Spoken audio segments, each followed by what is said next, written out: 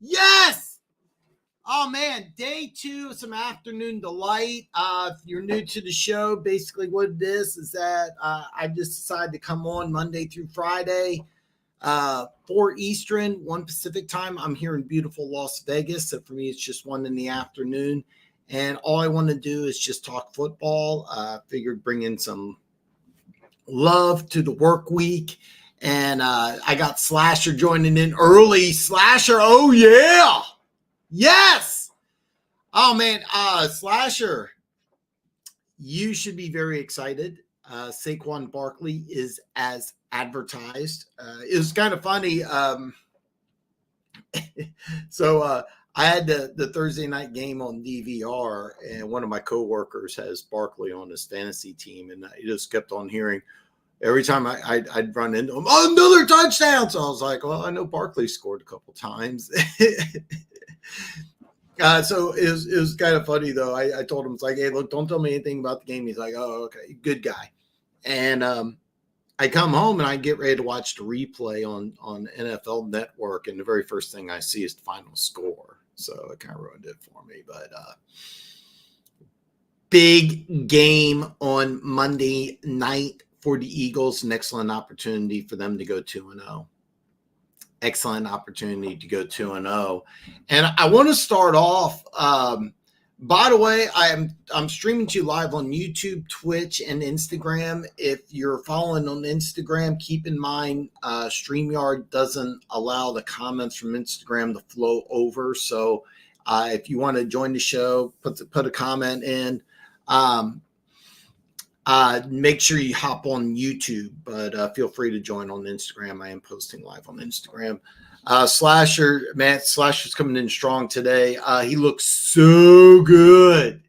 Oh God, it's kind of a dream scenario, which you saw from Barkley. I really like the fact that you used him as a running back, not more of a receiver, even though he's an excellent receiver. It wouldn't surprise me if he's second or third on the team in receptions. I think I have such a huge crush on A.J. Brown. I mean, I really do. I absolutely love A.J. Brown.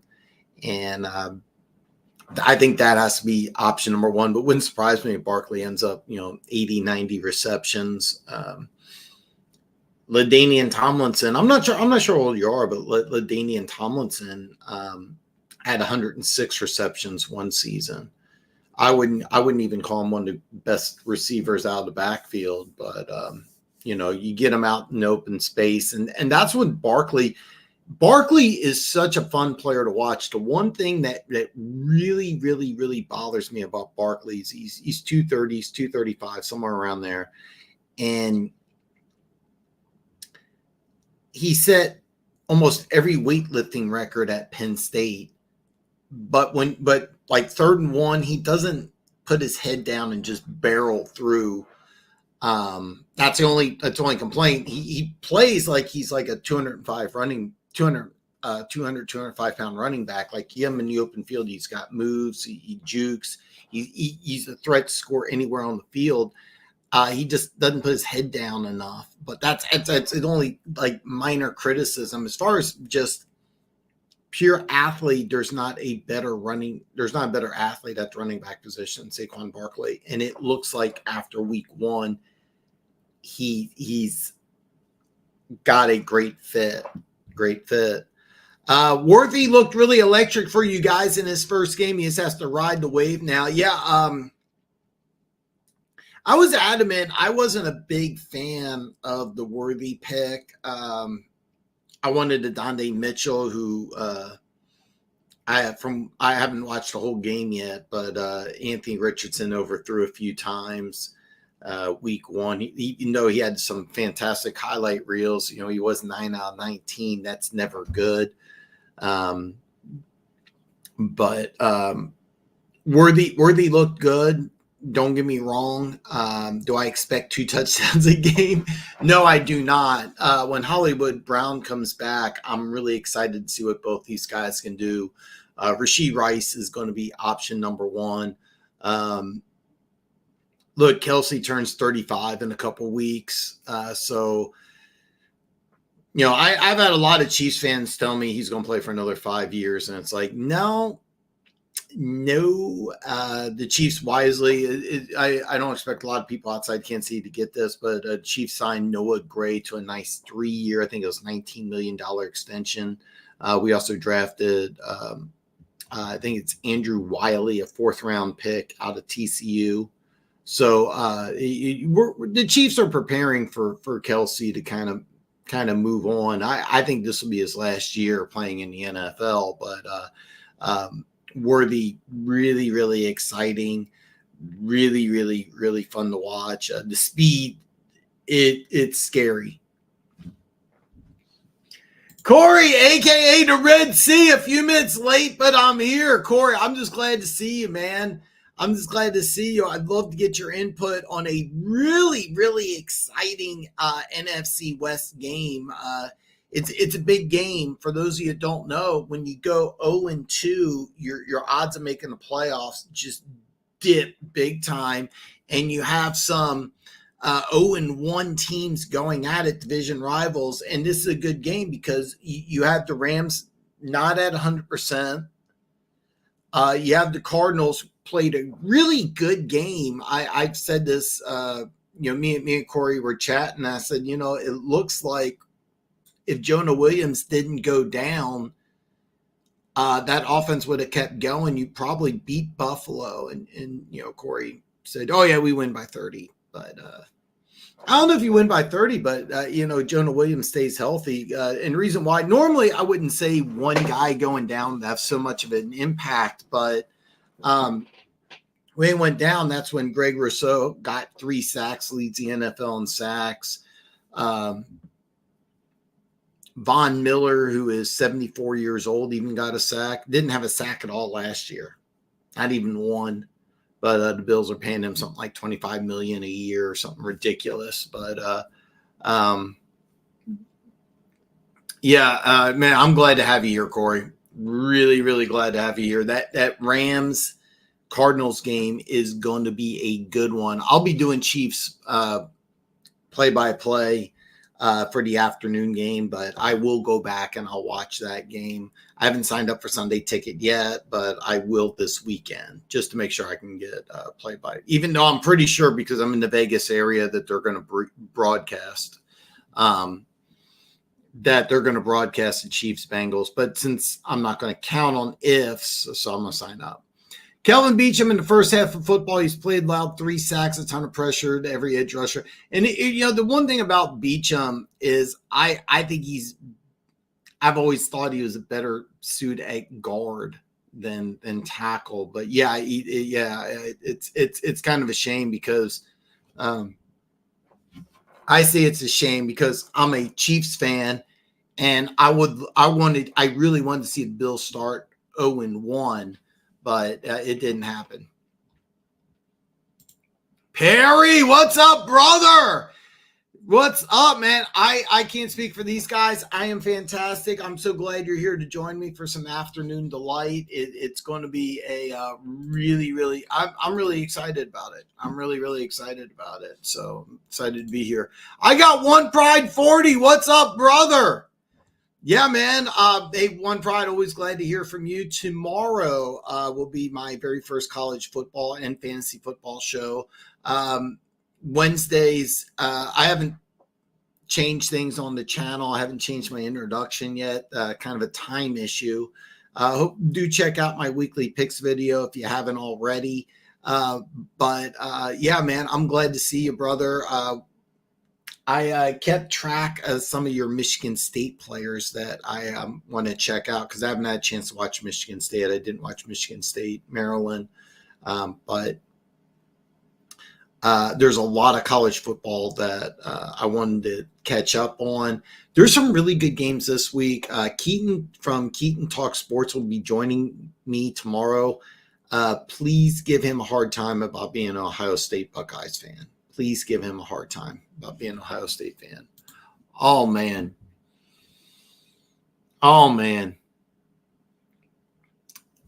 I have the B in the Back Talk Brothers, the great one, a.k.a. the talent, Gooch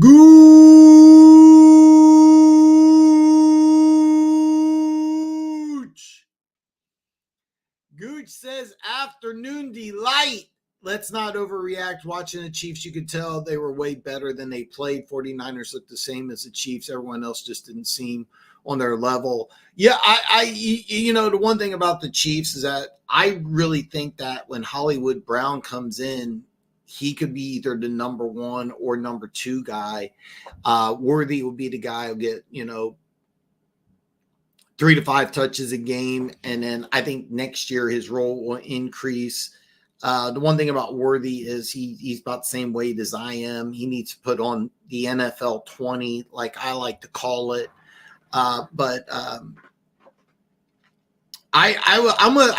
keep saying it, and I know I sound silly now, but I really wanted Dante Mitchell, the other Texas receiver, who's a bigger dude, kind of built like Rashid Rice, and I thought that's kind of the direction the Chiefs were going to go, with bigger receivers that are more run after the catch type options rather than speed demons. But Hollywood Brown, I remember ran, I think it was a 4.27. Worthy, of course, ran to 4.21, but you have speed galore on that Chiefs team. But Chiefs are going to be a good team. I'm really looking forward to doing Chiefs Bengals. Gooch, if you're able to, I hope you can join the live stream.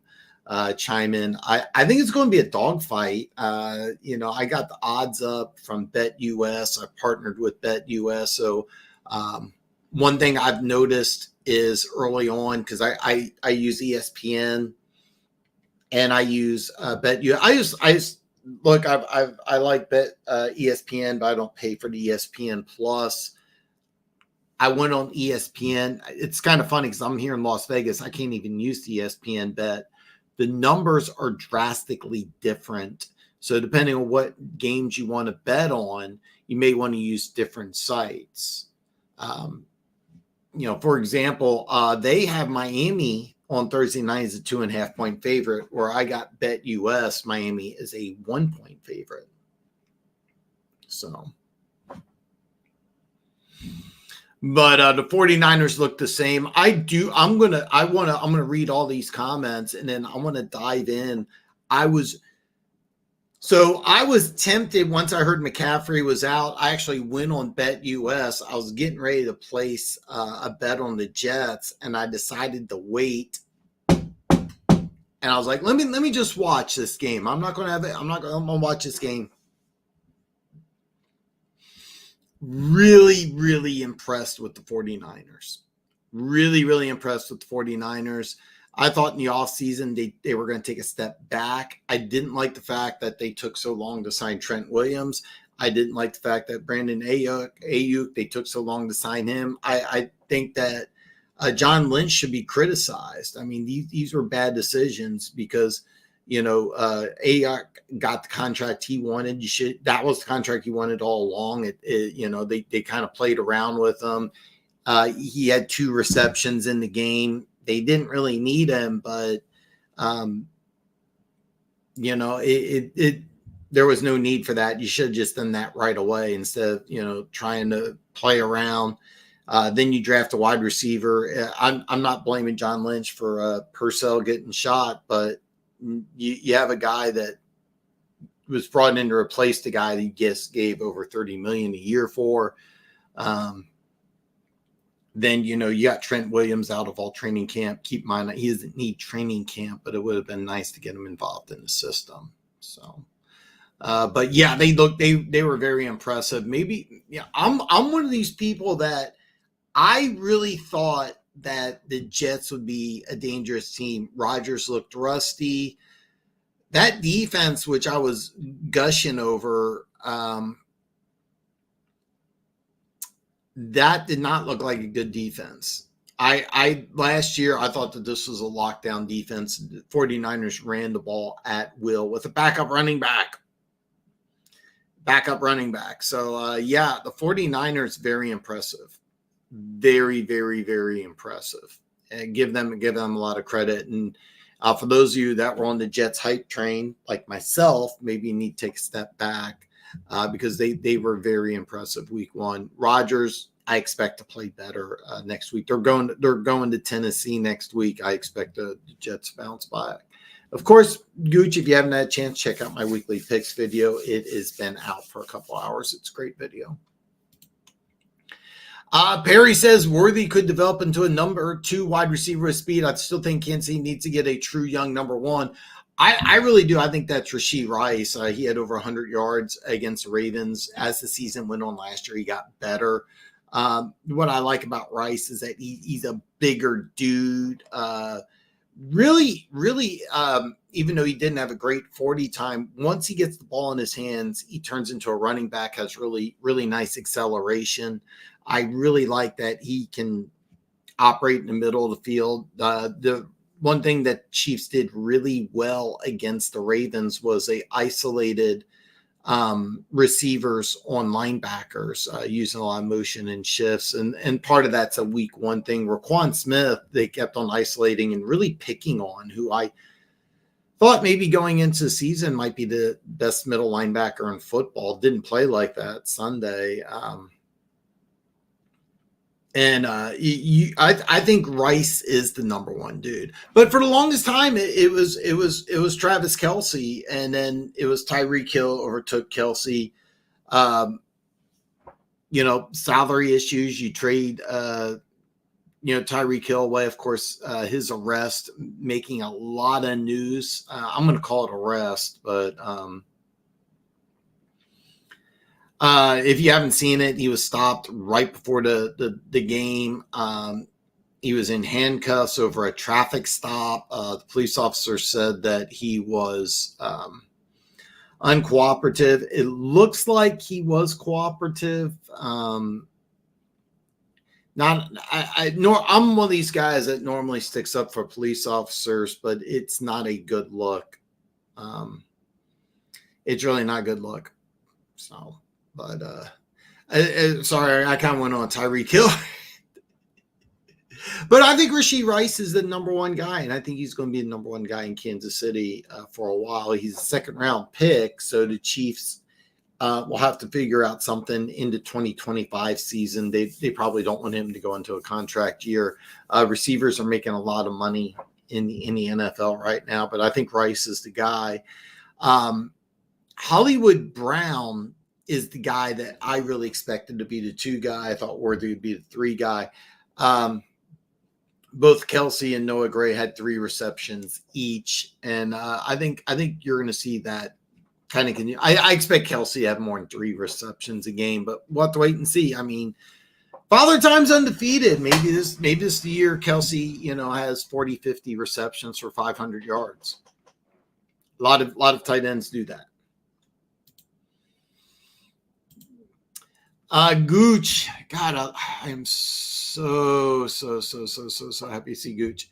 Hollywood could be a 1 with Rice as a 1-8 problem, as Hollywood would probably want the bag if he does well, and we will. So yeah, Hollywood's on a 1-year deal, and I expect him to get over 1,000 yards.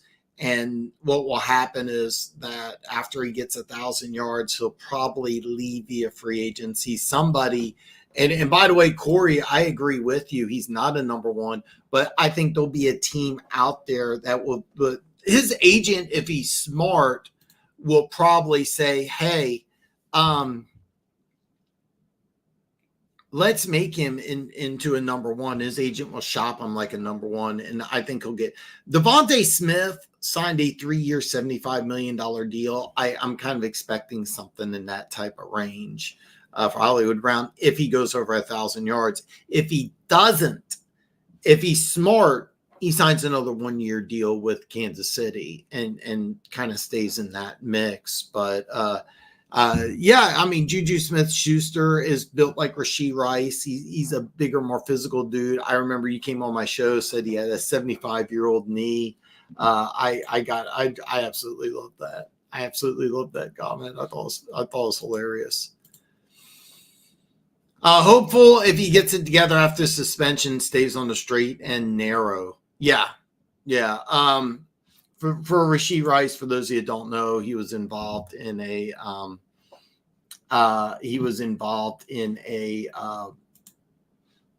traffic accident. It's kind of a bad situation. Now, here's the drill. A lot of people were complaining. A lot of these conspiracy theories were complaining that, he's not, because it's no. The exempt list is mainly used in domestic violence cases. This clearly wasn't a domestic violence case. Everything hasn't come forth yet. The prosecutors haven't really decided what they're even going to charge him with. So I'm just going to say this right now. Like, once everything comes to light, he probably will miss anywhere between 2 and 4 games. I think it'll happen in 2025, but it may happen later in this year. So, yeah, I think everything will work out right. I'm not trying to downplay the incident at all. I at least I hope I'm not trying to downplay the incident, but yeah, it seems like, from what little I understand about it, it's an isolated incident, and hopefully he learns from it. I've seen lots of players that don't. But there's some instances where one of the things they really liked about Rashee Rice is that he seemed like a really intelligent young man.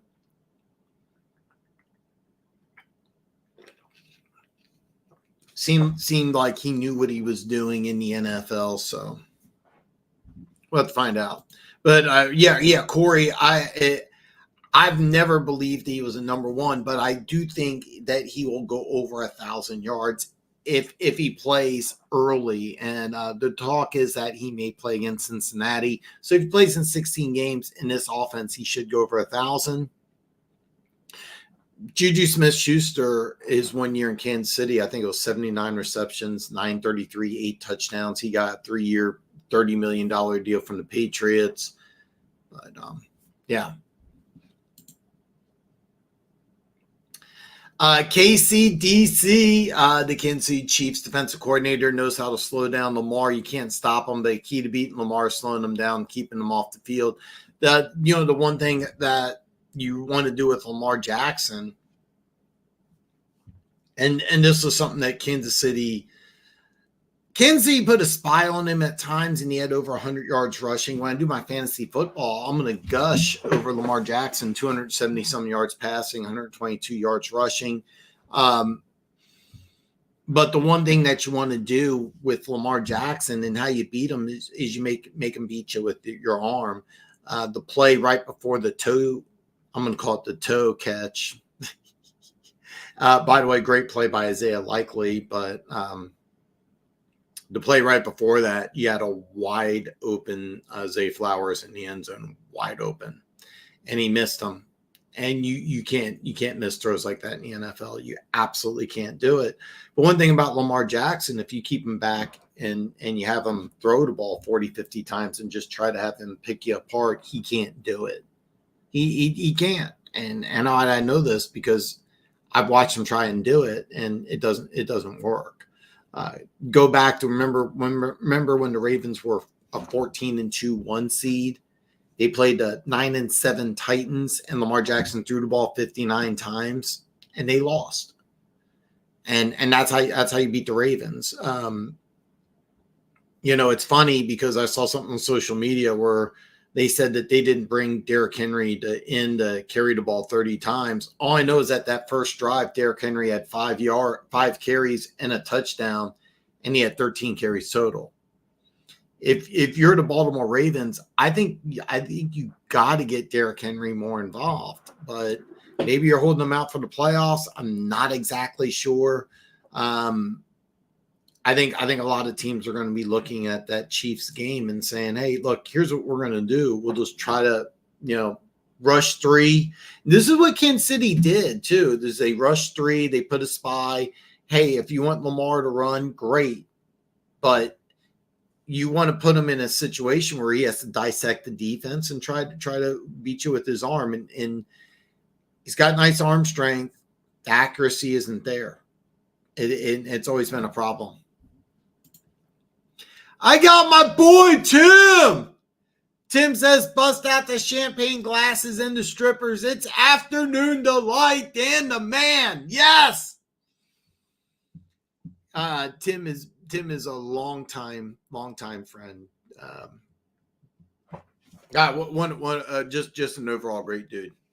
Chiefs fan, football fan, sports junkie.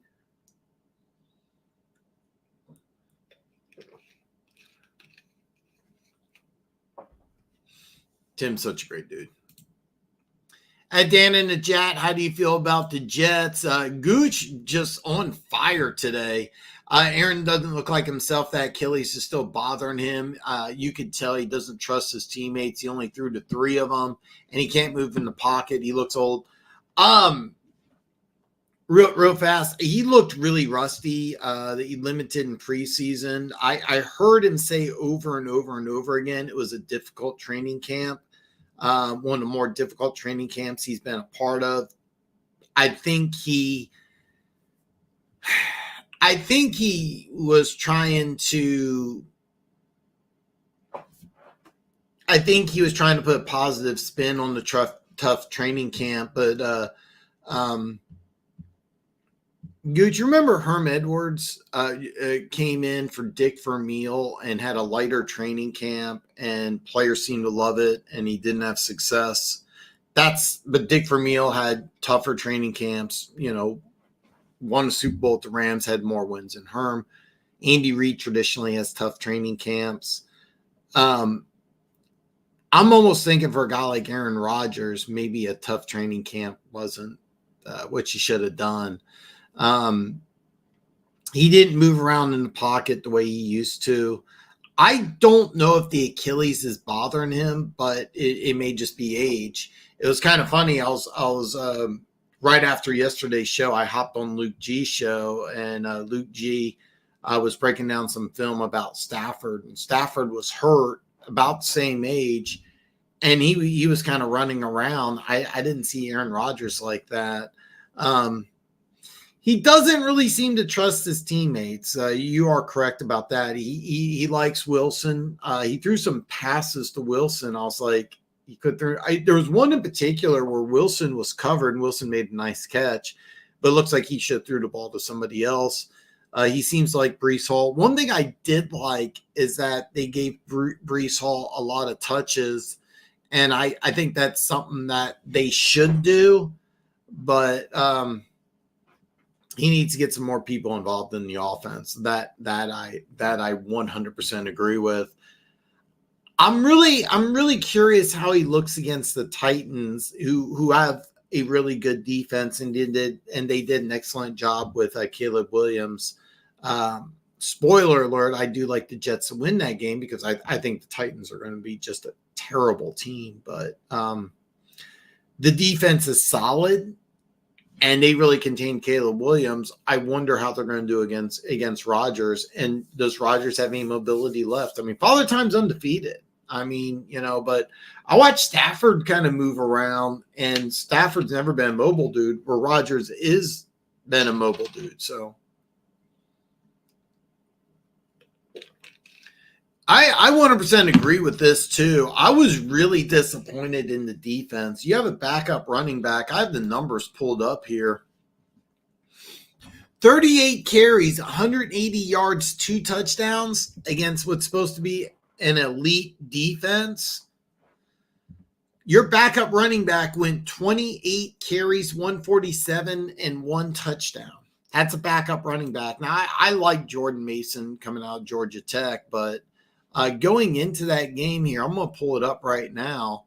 Going into that game, going into that game, he has in 2 NFL seasons, 564 rushing yards. Yeah, I get it. He's fresh. I understand. And by the way, I liked him coming out of Georgia Tech. I really did, but you can't have that happen on Monday night against. It looks. I gushed all over this defensive line. Remember, they traded for Hassan Reddick. Hassan Reddick wants a new contract. I really thought they would get this worked out. They didn't. Quinnen Williams signed a big-time contract. You're supposed to be a defensive tackle. I mean, they have the Jet. You're Robert Saleh. You're going back to San Francisco. I mean, he's the defensive coordinator there for a long time. He was the defensive coordinator when the Chiefs played the Niners the first time in the Super Bowl. Parlayed his defensive knowledge into a head coaching opportunity, and that's what you do. Brock Purdy looked really good. Brock Purdy's not elite, but he looked really good. Part of it is the Jets defense looked bad. But you're right, the defense didn't look ready. I was really disappointed in the defense. I really thought early on that the first drive, I think it was first drive, the Jets went downfield, scored a touchdown. I really liked the fact that they used Breece Hall. I thought the Jets were going to continue the play well, but it really seems like when the Jets defense fell apart, it also affected the offense. Like the offense was like, hey, look, we just wanted to score 20 points a game and thought you guys would bail us out. But yeah. Will the Purdy contract finally end the 49er window? This is Perry. This is a fantastic question. The way that they've structured this team's contracts is it's kind of like the Dallas Cowboys did earlier in how they ended their dynasty, is because they had all these stars and they didn't have enough depth. And the answer is yes, it will, because you can't pay all these people. I went on Luke G's show and I got kind of laughed out of the chat when I said because Jameson Williams had over 100 yards and as much money as you're paying Goff and Amon-Ra and Penei Sewell, you're not going to be able to afford to pay this guy. Don't be surprised if you make a trade. Oh, no, it won't. No, we'll sign him and we're going to sign everybody. And you can't do it. You can't do it. One of the things the Chiefs, people try to make it sound like the Chiefs didn't want Tyreek Hill. That's not the case at all. It's just they couldn't make it work financially.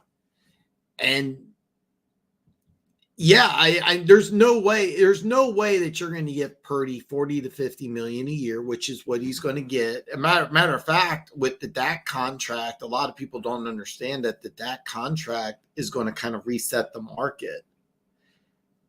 Purdy could ask for the same amount.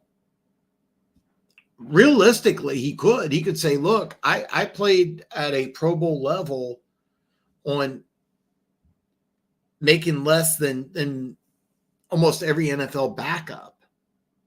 By the way, he's making less than Carson Wentz, who ideally does what I'm doing the whole year, except for week like 17, 18. Yeah, the way that the way John Lynch really should be criticized for the Brandon Ayuk and the Trent Williams holdouts, because he ended up giving in. They gave him what they wanted. And now when you establish a precedent that with Purdy, hey, look, Purdy, you can hold out as long as you want, because eventually John Lynch will give in and give you your money. And the 49ers don't have a plan B. They really don't.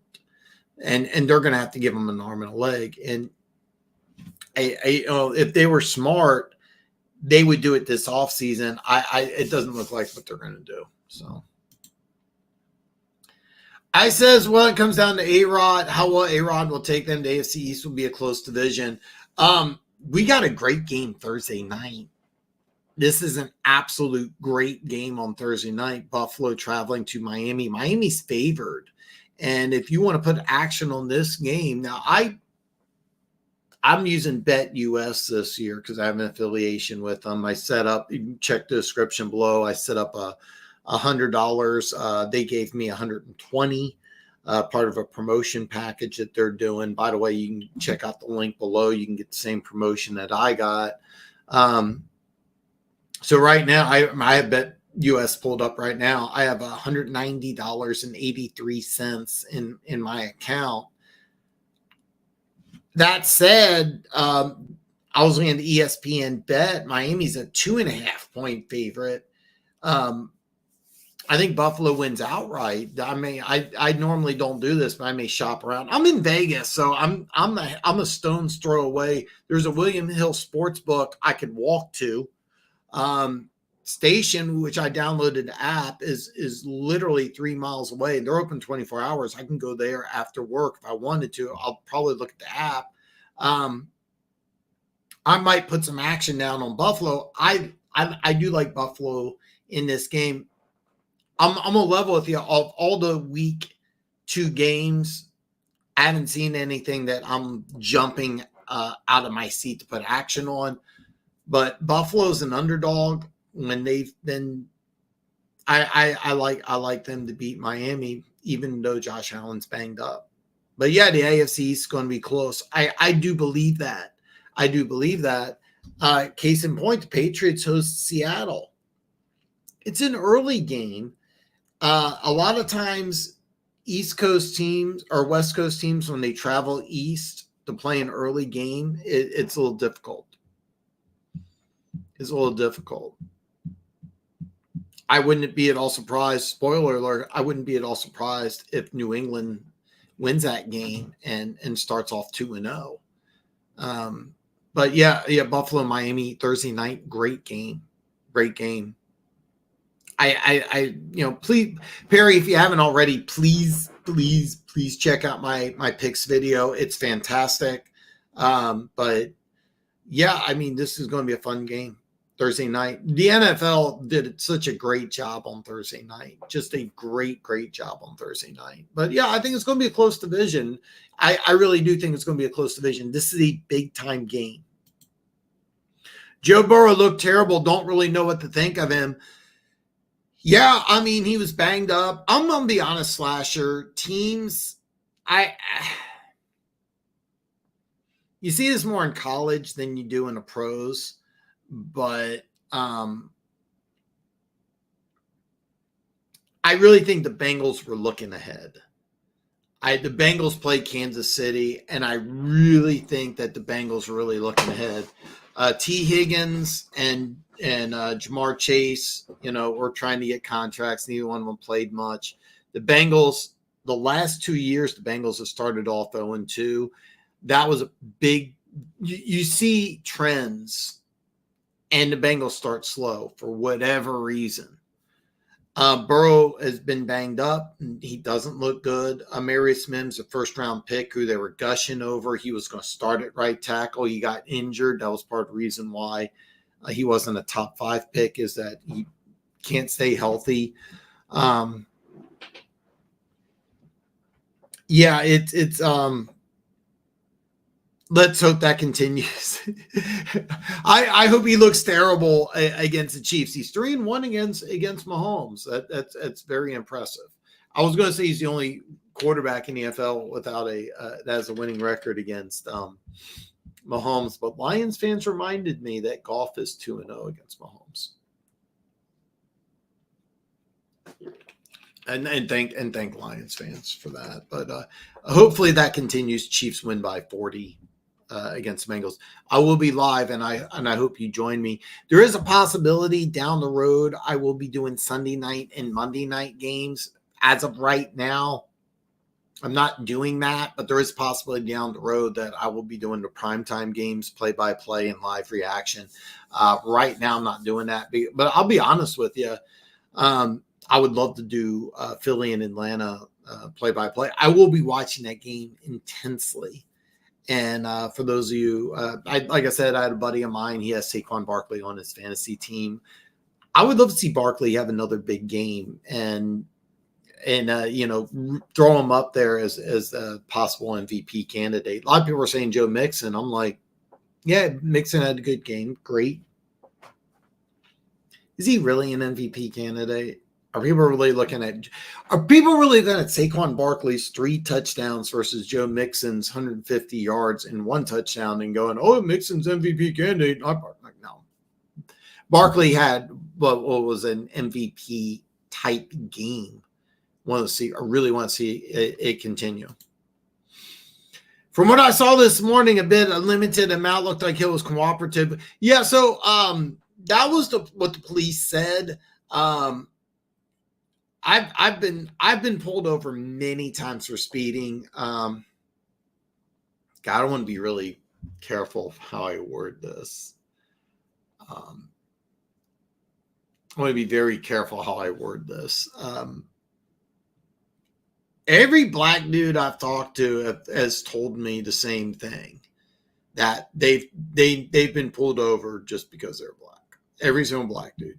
Can I sit here and tell you that I know that didn't happen? No, I can't. I'm obviously not a black dude. I want to sit here and tell you that racism doesn't exist with the police department, but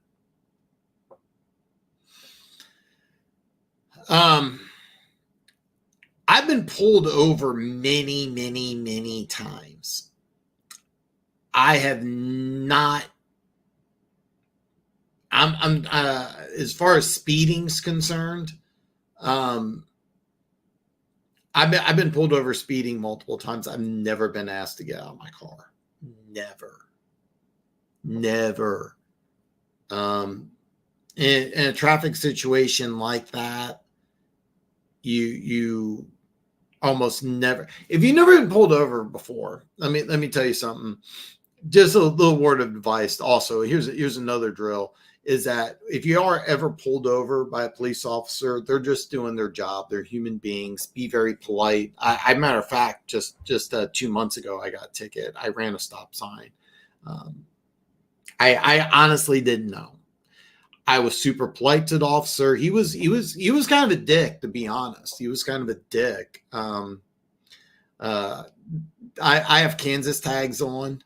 Another thing is that if you're out of state, you usually, like 9 out of 10 times, you're getting a ticket. The exception would be Utah is kind of the exception. The reason why is that Utah gets like 75% of their income from tourists.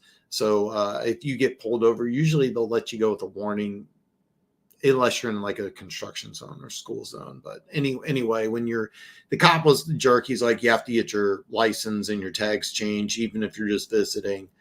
I know better. Like, I know that that's not true, but I didn't argue with him. I thanked him, told him to be safe out there.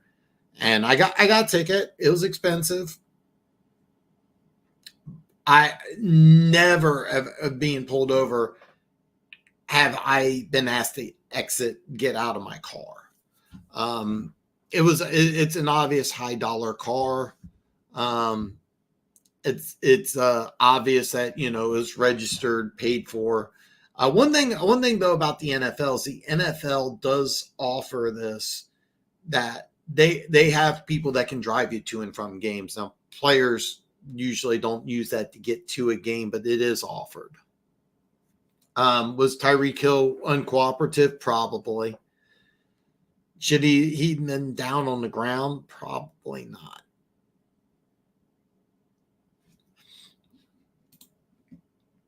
Perry, you can be resisting by simply not listening to commands. If the officer tells you to get out of the car, you are correct. By the way, Corey, you are 100% correct. If you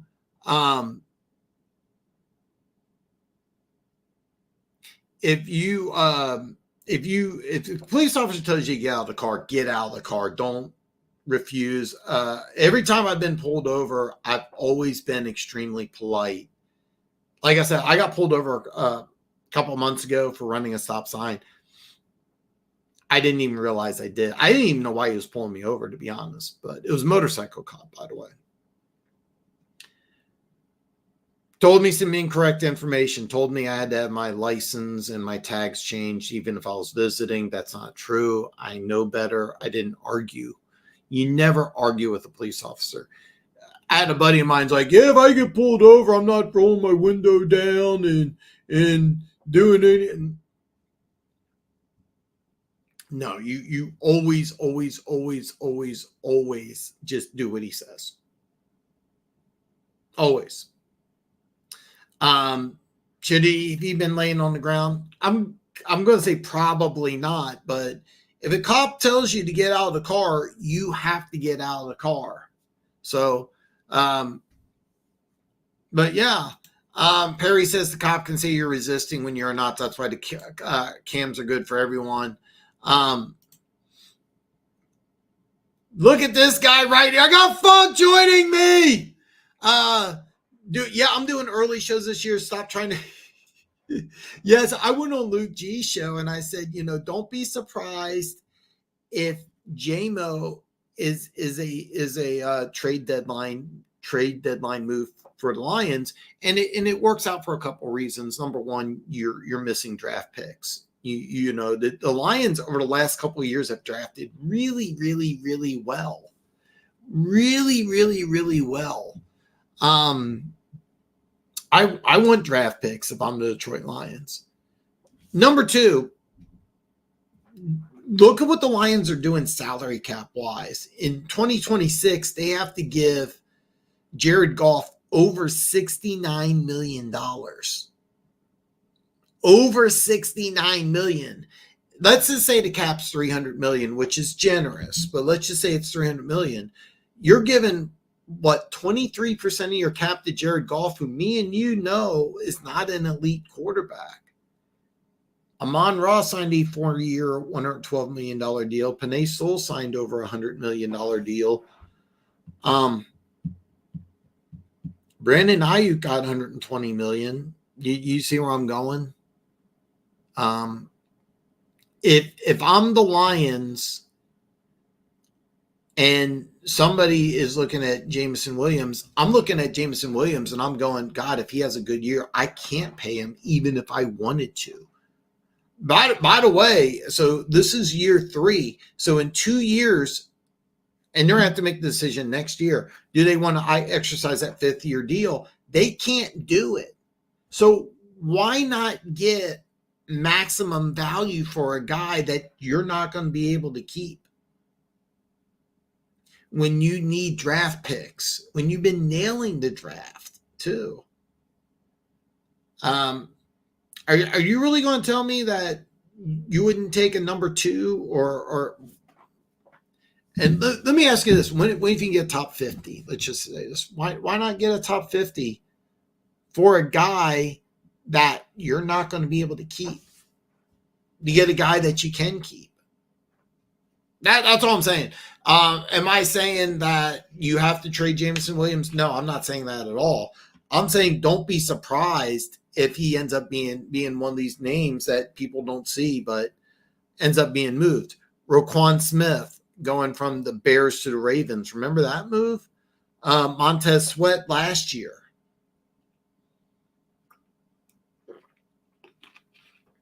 Here's a drill. When I look at the Lions cap, if Jameson Williams has 1,000 yards, right, you probably are in a situation where you need to give him that 5th-year option. You're not going to be able to do it. You just can't. Luke G tried to tell me Goff's not going to be on the team in 2026. I'm kind of like, what are you going to do? You're going to do the same thing that the Broncos did with Russell Wilson, cripple your cap? But I think it's a lot more likely. People on the Luke G chat, people, I don't know why I go on the Luke G show anymore. They hate me over there. I try to bring in some common sense and logic, but why is he telling me to get out of the car though? He needs a real reason to make it stand in court if he's just telling you to get out. No, you're right, Funk. He has absolutely. I've been pulled over a lot. I've never been asked to get out of a car. Never. It's very unusual. But at the same time, Corey that's the way it goes. I forget the law specifically, but if officer gives you a lawful order, you do have to obey. But at the same time, it doesn't make any sense. If you get pulled over and the one thing I don't know is that, I heard speeding speeding and reckless driving. But I mean, if I'm Tyreek Hill, if I'm by the way, I think Tyreek Hill handled the whole situation incorrectly. I really do. I think Tyreek Hill, when he was interviewed after the game, should have just been like pro police and said, "Hey, look, there's a lot of police officers that are out there doing their job. There's a lot of police officers that do good work for the community. This was just a bad situation, and I support the police department." Keep in mind, he's had some issues with.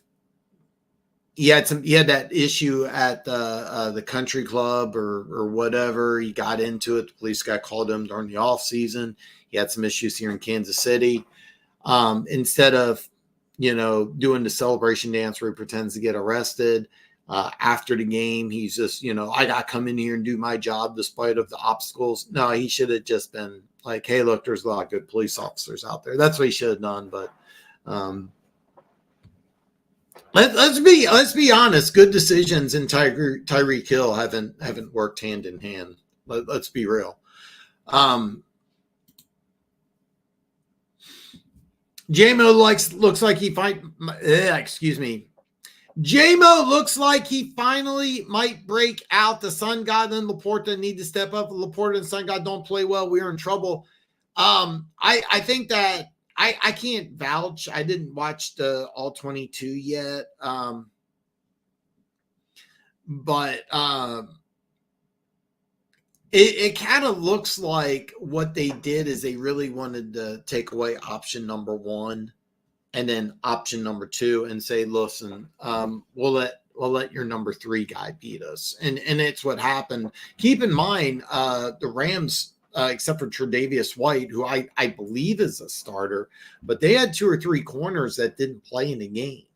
That was one thing about the Rams. When the Lions were up 17-3, I was really expecting a blowout. Kudos to the Rams defense. By the way, it's Chris Shula, Mike Shula's grandson. Don Shula's grandson, Mike Shula's son, Chris Shula. First year defensive coordinator for the Rams. Don't be surprised if he ends up being an NFL head coach. Great job. And that's smart. Hey, have the number 3 guy go ahead and beat you. Have the number 3 guy beat you. So this is really awesome. This is really awesome. I love that you guys are engaging in this. I think it's a part of the thing I love about the show. I didn't think that we'd be talking about traffic stops, but I'm going to say this. Do I think Tyreek Hill should have been thrown on the ground? No. There's a list of things starting with Kansas City. Forget Kansas City, starting at Oklahoma State. That's why he got kicked off the team. Tyreek Hill making bad decisions. Should Tyreek Hill have just done what the police officer said? Yes. Should everything have happened the way it did? No. But yeah, just a tip. Listen, if you get pulled over by a police officer, cooperate fully. And I've been given a lot of warnings by police officers just because I've been polite. The last time I got pulled over, I got a ticket. It was expensive. I ran a stop sign. By the way, I did run the stop sign. I didn't realize it. I mean, I just, it's my fault. It wasn't cheap. The police officer, told me that I was required to get my driver's license and my tags changed. Not true, but yeah. Oh, yeah. I'm so sick of these political ads, so filled with lies. It's pathetic. Just had a Trump Project 2025 ad pop up. Trump. No, last thing I want to do is make this a political show, but there's really no such thing, and it's been kind of documented. But yeah, there's a lot of political ads. It was kind of funny. Keith sent me something where I sent him one of my videos. And he said that as soon as he clicked on it, it was a Kamala Harris ad. And he's like, no wonder nobody's watching your stuff. By the way, if you're voting for Harris, you're still welcome on the show. I am. I don't. I'm not a political expert, but I'll be honest. I'm a Trump supporter, but it doesn't matter who you vote for here, or even if you don't vote. We're here to talk football. I'm bringing you some afternoon delight. Not true, Red. At least not in Michigan. Here, you need a legit reason, and for the S's and G's of it doesn't work, a good lawyer will get you paid. That's good to know. And different states have different rules and regulations. As a general rule of thumb, though, I always recommend this. If somebody's been pulled over, I've been pulled over a lot in my life, and I've always cooperated. I've never had a problem. I've never had to get out of a vehicle. I've never had to get out of a vehicle either. I've never had a police officer ask me to get out. If a police officer ever does ask me to get out of a car, regardless of what state I'm in, I'm getting out of the car. Just one thing when you get pulled over, just remember police officers are people. Some of them are having good days. Some of them are having bad days. As a general thumb, I've always tried to be polite. I've always tried to be friendly. And I've also gotten out of a lot of tickets. I'm not going to lie. I've gotten out of a lot of tickets. And I think a lot of it has to do with the fact that I'm just polite. I'm friendly. If you get pulled over at night, turn all your lights on, turn your dome light on. If you depending on what kind of temperature you're in, of course, but I always roll down all my windows. I turn all my lights on. I turn my flashers on. I keep my hands where a police officer can see. Be very polite, be very respectful, and there's a good chance that you'll get away with a warning. Just a little friendly tip. I've been pulled over a lot. So Stafford's always had pocket mobility. I was really, really surprised. He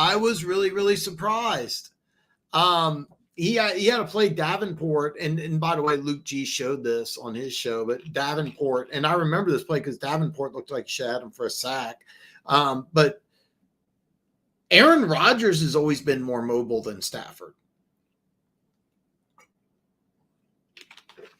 He's always been more mobile than Stafford, but looking at Sunday night and Monday night games, that's flipped. And remember, Stafford's ankle got banged up in that game. I mean, give Stafford a lot of credit. But one thing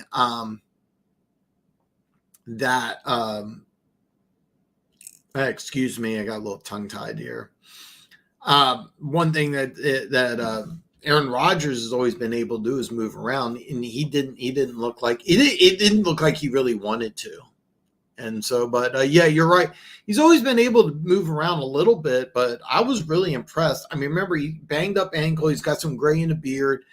He looked more mobile than Aaron Rodgers, but a couple of years ago, that was, which quarterback's more mobile? It's always been Rodgers. So. But one thing, I think Stafford just played a great game. A-Rod should have been in training camp day one. A-Rod's on his last leg. It doesn't look good right now.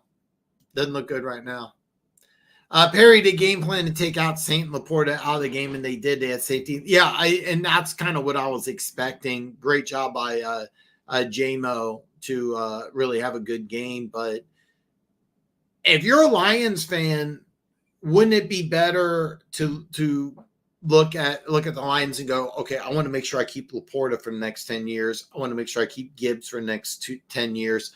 I would really want to keep David Montgomery for the next 5 years. Which one's the odd man out? Because I mean, you're keeping Amon-Ra. So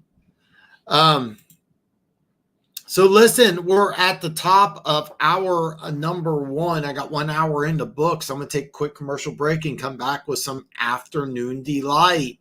Hi, I'm Daniel Andrews, host of Dan Talks Football, and my award-winning NFL Weekly Picks video has been released. Now, don't watch it now. This is just a commercial break. I have to pee or something, but make sure you watch it at least twice. If you watch it 5 times, you win $1 million. Wait, I'm not allowed to say that? Oh, I can say it. I just can't mean it. Well, okay. Look, make sure you watch it. It's a great video, and I do mean that. Dan Talks Football has teamed up with BetUS. Do you want to do some sports betting? Check out BetUS and all the options for bonuses it gives you. I used a 20% bonus on my first $100 deposit and made it $120. You can check out the video in the description below. Use the promo code and take advantage of all the bonuses BetUS provides during football season. All right, we're back for hour 2. Man, some great comments today.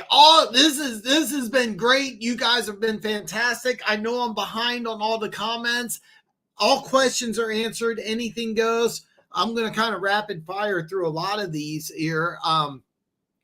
But you're funked. You're 100% correct here. It's like I said all summer. If people watch what the Bears did to us, this team's in trouble. I loved what you did in overtime. You didn't get cute. You just ran the ball, and you had Montgomery run the ball. I loved it. I got Twitter follows. Sees you. Welcome, brother or sister. I don't know. I usually assume that it's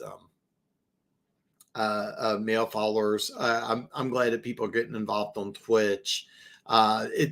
Twitch is something I need to kind of update. I was doing mostly on Twitter. Now you have to pay, saving a few bucks here and there. So I'm also want to try Twitch out. So I'm super excited to get comments on Twitch. I know I'm behind on all my comments.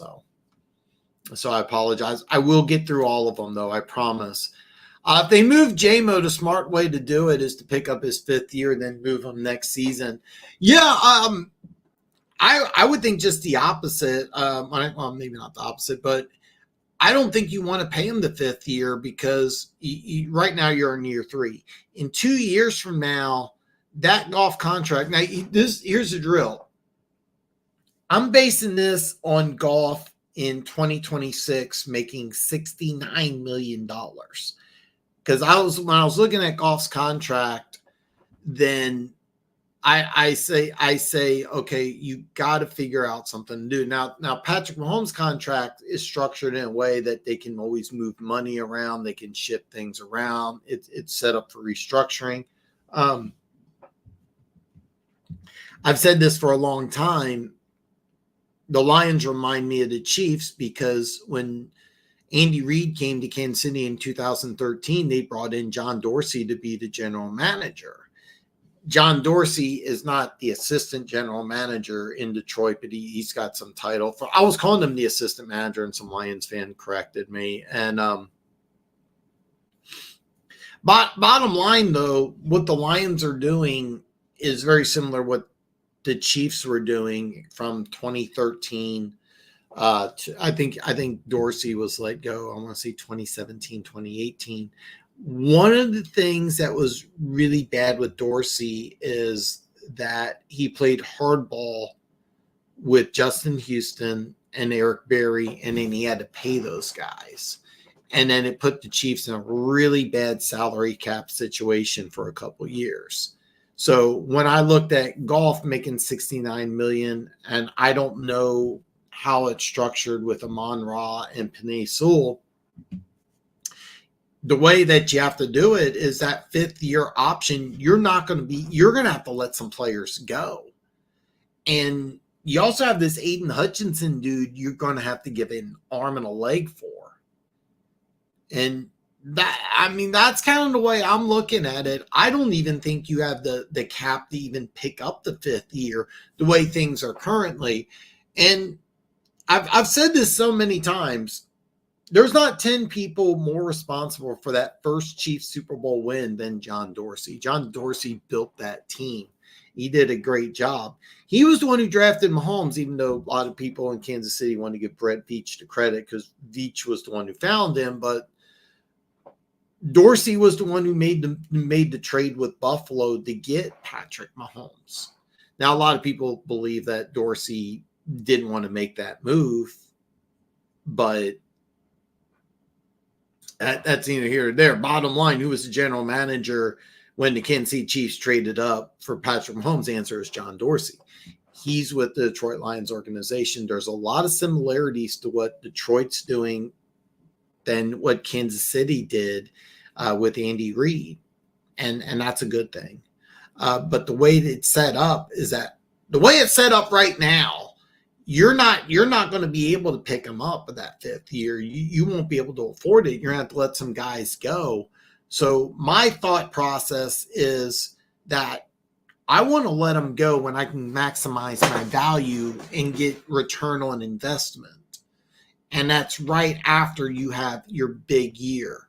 You don't want him to get hurt or be out of the game plan, and then you have to get rid of him for a 3rd or a 4th. Or, okay, so Amari Cooper, remember Amari Cooper. The Cowboys drafted CeeDee Lamb. CeeDee Lamb looked like he was going to be the number 1 guy instead of Amari Cooper. They had to get rid of Amari Cooper in a salary cap move. Remember, they traded him for a 5th and then got a 6th in return, basically nothing. He's a legit number 1 receiver. You know, do you want to do that, or do you want to do what the Kansas City Chiefs did and move Tyreek Hill and get a pair of number 1s back? So, but I'd have to dissect the Lions salary cap a little more closely and look at the contract that Goff has. But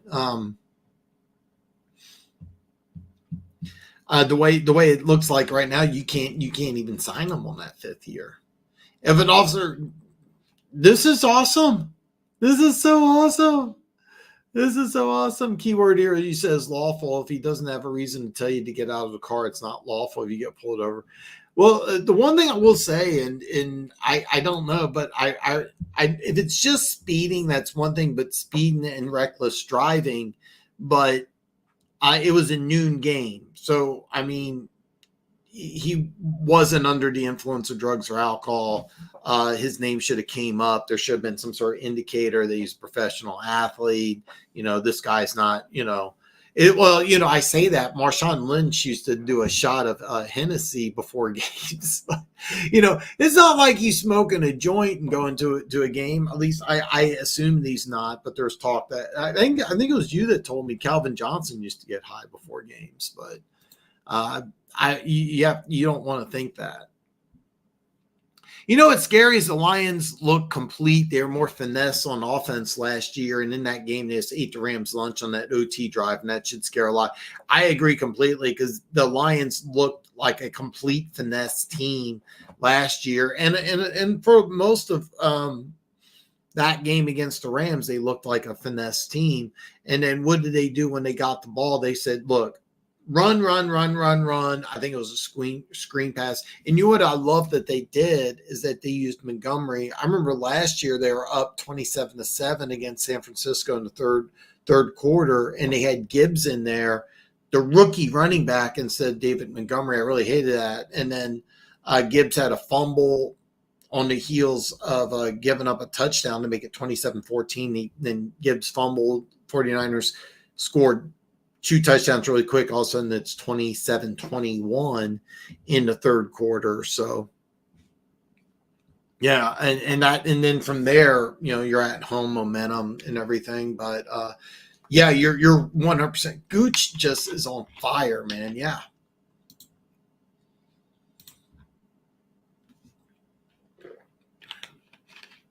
It's not lawful for him to tell you to get out.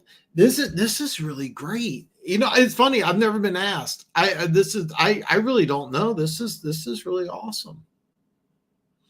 You never know what you're going to get when you come into Dan Talks Football. So I really like Buffalo in this game. The one thing about, I was watching just the red zone, and I from what I was looking at early on, I was really impressed. Jacksonville, one of the things that they did is they got a new defensive coordinator. They're switching some things up. Switching some things up, and I'm sorry, I got tongue tied there. I was reading Gooch's comment and got kind of tongue tied here. Watching that game, Jacksonville really handcuffed Miami. I got wrong choice of words. Jacksonville did a really good job on Miami's offense. And I was thinking to myself, Miami really doesn't run that complex of an offense, but it looks very confusing because you have a lot of motion, you have a lot of shifting, and it looks complicated. It's really not that complex. And it really looked like Jacksonville figured it out. And remember, they built a 17-7 lead in the first half. Then Tyreek Hill had the 80-yard touchdown, and it was still 17-14. Jacksonville got shut out in the second half. Kudos to Anthony Weaver, the Miami Dolphins defensive coordinator, for making some nice adjustments. Boo on Doug Peterson. With all that talent that you have in Jacksonville, you should not be shut out in any half. Any half. Trevor Lawrence got a boatload of money. A lot of you should know I'm very, very high on Trevor Lawrence. You have Travis Etienne. Brian Thomas Jr. looked really good. You have Christian Kirk, Evan Ingram. Look, there's no way, if you're the Jacksonville Jaguars, you should be shut out in any half of football. Is the Miami Dolphins defense that good? I don't know. I mean, they lost a lot of players, but I will say this: if the Dolphins defense is good, the NFL's in a lot of trouble. I really personally, I'm gonna look at Jacksonville last year, starting off 7-3. And then not making the playoffs. I mean, they were in a commanding lead in that AFC South for a long time. Remember, they lost to Kansas City. They started off 1-1. They went on nice win. I think they lost the game afterwards. Went 1-2, and then they won I think it was 5 or 6 in a row. They looked like they were not just a playoff team. They looked like a dominant team, and they just fell apart.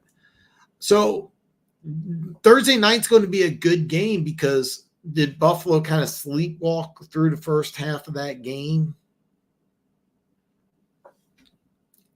But if I'm being honest, Barry says I would favorite the Bills in the game. I was a little surprised that Miami was favored. I am butchering this name, but Sizu, I'm so excited to get some stuff. I need to work on Twitch a little more and be a little more involved. So I'm so excited to have a Twitch follower. And what do you think about the Jets? Will they be a Super Bowl contester? I'm doing videos on all 8 divisions. I'm in the process of working on my SC South because I'm doing videos every week. I didn't get a chance. I'm behind. I'm not going to do that again this year. I got behind, but if you look at my AFC East preview, I have the Jets going to the Super Bowl. And the reason why is this defense that was dominant. Breece Hall is a possible MVP candidate. The offensive line looks good. I don't need Aaron Rodgers at 100%. After Monday Night Football, I would say no, but going into the season, yes. Can they turn things? You can turn things around. I've seen a lot of teams look really bad week 1 that go on to win Super Bowls. Look at the New England Patriots on several of their Super Bowl teams. They have some they actually have some terrible week 1 performances. Terrible. They lost to the Buffalo Bills 0-31 the year that Drew Bledsoe went and he was the Bills quarterback. Lawyer Malloy got cut, went to the Buffalo Bills. Everybody's saying Patriots dynasty's over. They went on to win Super Bowl. The Bills won 6 games. So. God, I am so I don't get me wrong, I'm not happy that this happened, but this is I love the fact that when I do my show, I never know what's going to happen. I never know what kind of comments are going to happen. So I'm super excited about it. Perry says, I think the Pats just need to let May start. I think in the long run, it'll be better for them. Let May start as a win-win. He gets experience and a top pick in the draft to help.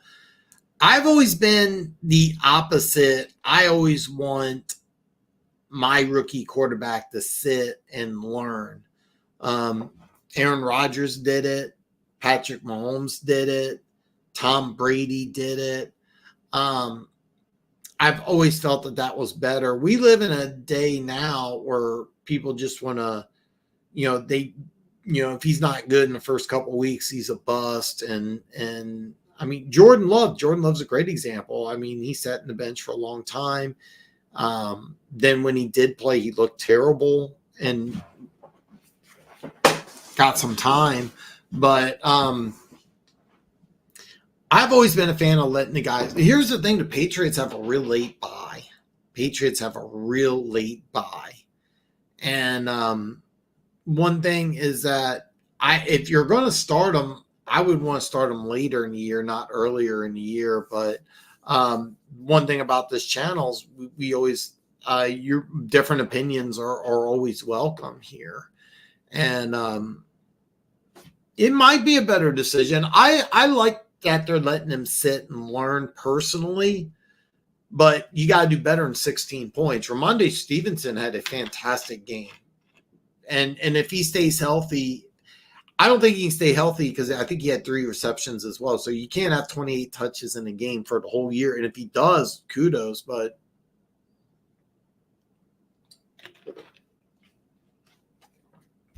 it's really hard to do that. You remember last year he got banged up, missed a large part of last year. So that's kind of my thought process. But Brissett took some shots. That offensive line isn't good in New England. That's another thing to think about. But by the way, this draft is a defensive-laden draft, but there are some good linemen that's involved. There are some quarterbacks.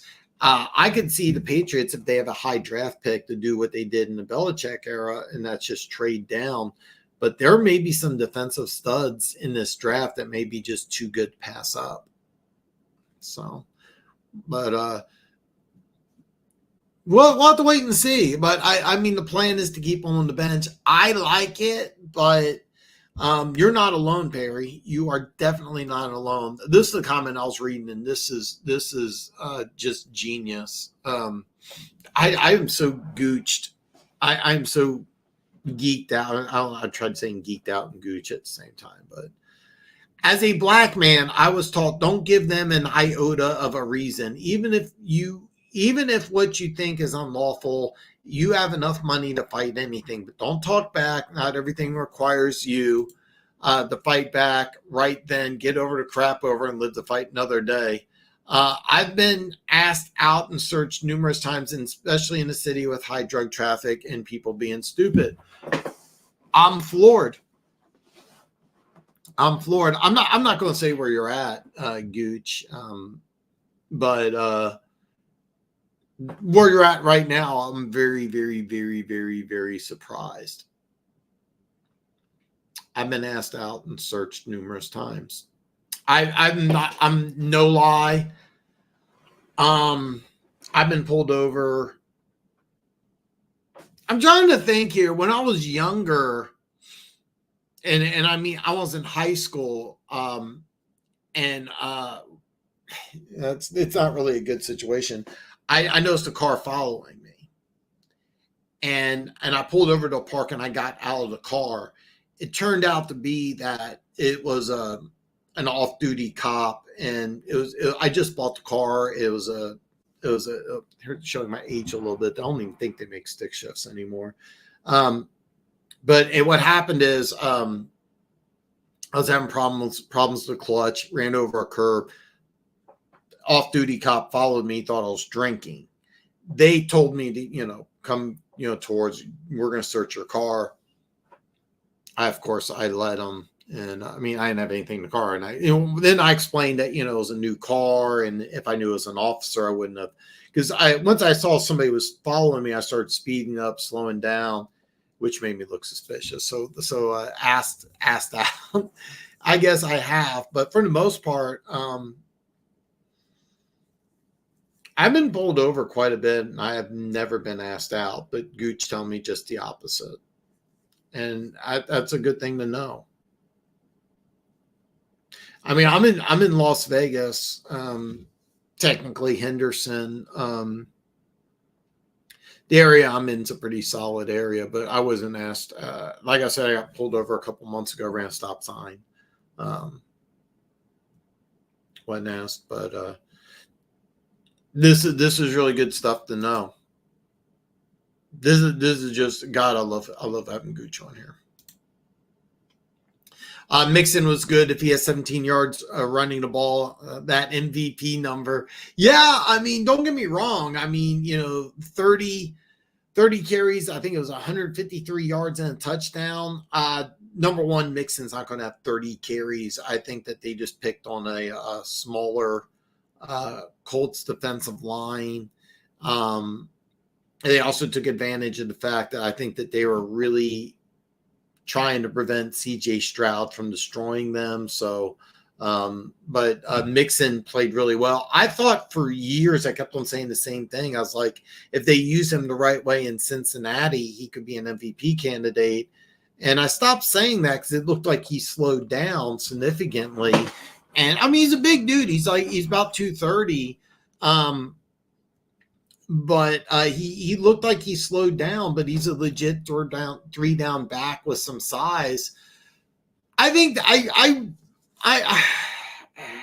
not gonna lie. I think it's a flash in the pan. I don't expect that type of performance again. Tomorrow, when I do my fantasy football breakdown, I'll kind of go on. I'll kind of get into that again. But yeah, if he does have that type of performance, keep in mind, if the Houston Texans go, let's just say 12-5. Let's have some fun. Let's say they're 12-5. They're a playoff team, and Mixon has 1,700 yards. If Stroud has over 4,000 yards, that's going to take enough of the MVP vote away that they'll look at Stroud more than they will at Mixon. But Mixon, that performance was very impressive. I don't expect it to happen again, but it might. We'll have to wait and see. Yeah, It's yes, sir, no, sir. I'm always super, super, super polite. And I've gotten out of a lot of tickets just by being friendly. I got pulled over in a small town once. It was first or second trip to Vegas, and I was driving home, and it was somewhere in western Kansas. It may have been actually I got pulled over once in Texas. I was speeding. It was like 3 or 4 in the morning, and one thing. Let me back up. The first time I got pulled over, I was in a rental car, and I got pulled over, and the cop said, you're heading home. And I was like, yeah. And he goes, oh, I knew it was a rental. And I said, how did you know it was a rental? I was like, oh yeah, it comes up when I run the tags. And he goes, the reason why I pulled you over is you're a little close to that car, and I just wanted to make sure you weren't drinking. I was like, no, I'm driving back from Vegas. We started talking. He goes, yeah, usually I get in these rentals, I'm doing over 100. And I said, well, then I don't want to get pulled over by you. He got kicked out of that. And we end up bullshitting for like a half an hour. It was one of the coolest cops I ever ran into, but he goes, yeah, in a small town like this, we you do anything out of line, we pull you over. Another thing, small towns, if there's a population of like 1,000 or less, they'll pull you over for anything.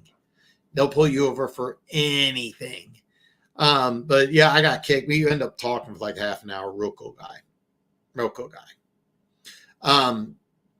Driving to Vegas again, I was driving too, and I was just trying to make some good time. I was in Texas, and I think I was doing like 13 over. A cop pulled me over. He goes, are you drinking? I said, no.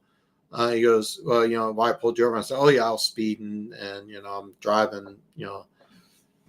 He saw I had out of town tags. He goes, okay. He didn't just said just okay. I just wanted to make sure you're not drinking. Slow down. Make sure you're buckled up. Blah blah blah. Let me go in like 30 seconds. Really cool. But yeah, always be polite. The things cops always look for is a possible crime. Yeah. Yeah. Yes, sir. No, sir. Whatever they ask at the issue, Don, let them on their way. They said he was speeding, and that was just a reason. Just shut your mouth and get your ticket. Exactly. Fight it after these young Thundercats want to argue and talk back. Just makes it. You're 100% correct. If you get pulled over, just comply. It will never just go your way if you're trying to resist. Exactly. If you get pulled over, just do what they tell you to do. Just do what they tell you to do. If they're doing something illegal, it's kind of funny. I've not spoken to a lawyer out here, but when I go to the gym, there's the same ad. Oh, I can almost repeat the ad. It's for a lawyer. And then where I work, he has one of the offices right there. So I've always joked around and I said, yeah, if I ever get in a situation, I'm going to that dude. I've seen his commercial like 10 million times. Oh man. Denver Gator. Oh, great. I got stuck in another afternoon delight for football nerd. What's up, peeps? I'm a little behind. I'm a little behind on comments, so I apologize. Everyone needs to have insurance, license, registration ready at all times and look to make sure your car is safe to drive. Perry, 100% correct. Yeah. So Holmes wastes too many draft capital and prospects. That was one thing that me and Luke G did agree on, is that you drafted this. So ESPN listed him as a running back or a safety. I'm sorry, and you guys used him as a running back. The British Columbia dude. By the way, the Kansas Chiefs did the same thing. With drafting a Canadian player, that worked perfect, except that they gave him a lot of money, which they overpaid for a dude. But yeah. Yeah, I didn't like that either. But the one thing I will say is the 1 and 2 Rakestraw. I saw him playing on special teams. Botched that. Should have had it down inside the 1. Lost control of himself, but that I'm okay with that. But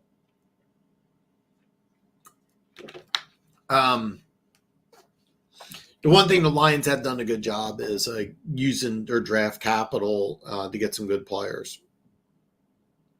So. Gooch, I had a buddy that passed away, used to say young Thundercats. Always liked that term. It's a long time since I've heard that. It's awesome. I do too. I was really surprised when they said that. So what happened is Luke G does it a little different than I do my show. He wants people to come on and Luke G lives to argue. He's one of those dudes, and I love Luke G. I want to be very clear about that, but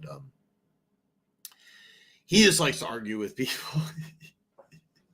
And he was like, they're gonna get rid of golf in a couple of years. I'm like, I'm not really an argumentative type of person. I'm more of a, you have your opinion, I have mine. But when he said that, it really took kind of surprised. But I cap wise, it's not really feasible. But by the way, it sounds like I'm bad mouthing Luke G. That's the last thing I want to do. I'm going to try to get him on some afternoon delight. We have to work it out, but he did say that he would come on. He may not come on for afternoon delight, but I do know that come draft time, I want to get him on. One thing about Luke G is that he has some really good draft content. The only way I see Goff being moved if Ben Johnson takes a head coaching job and they work something out. Other than that, I hate how the future cap looks. I'm telling you this right now. In a couple of years, it's going to look really, really, really, really bad. It's going to look really, really, really bad.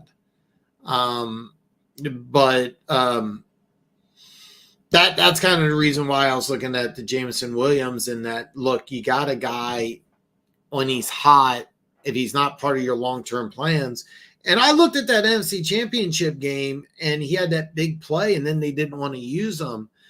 What happens if the next couple of weeks, and if teams kind of focus on him and Amon-Ra gets his catches, Laporta gets his catches, they run the ball.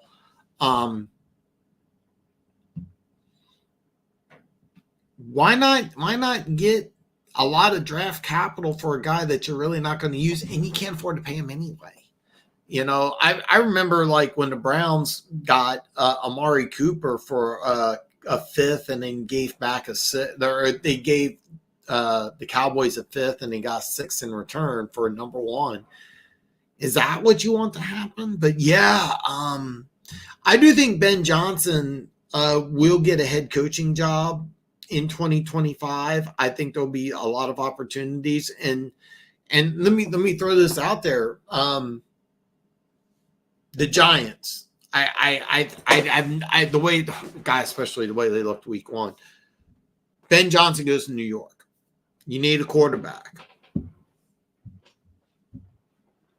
Can you make that work?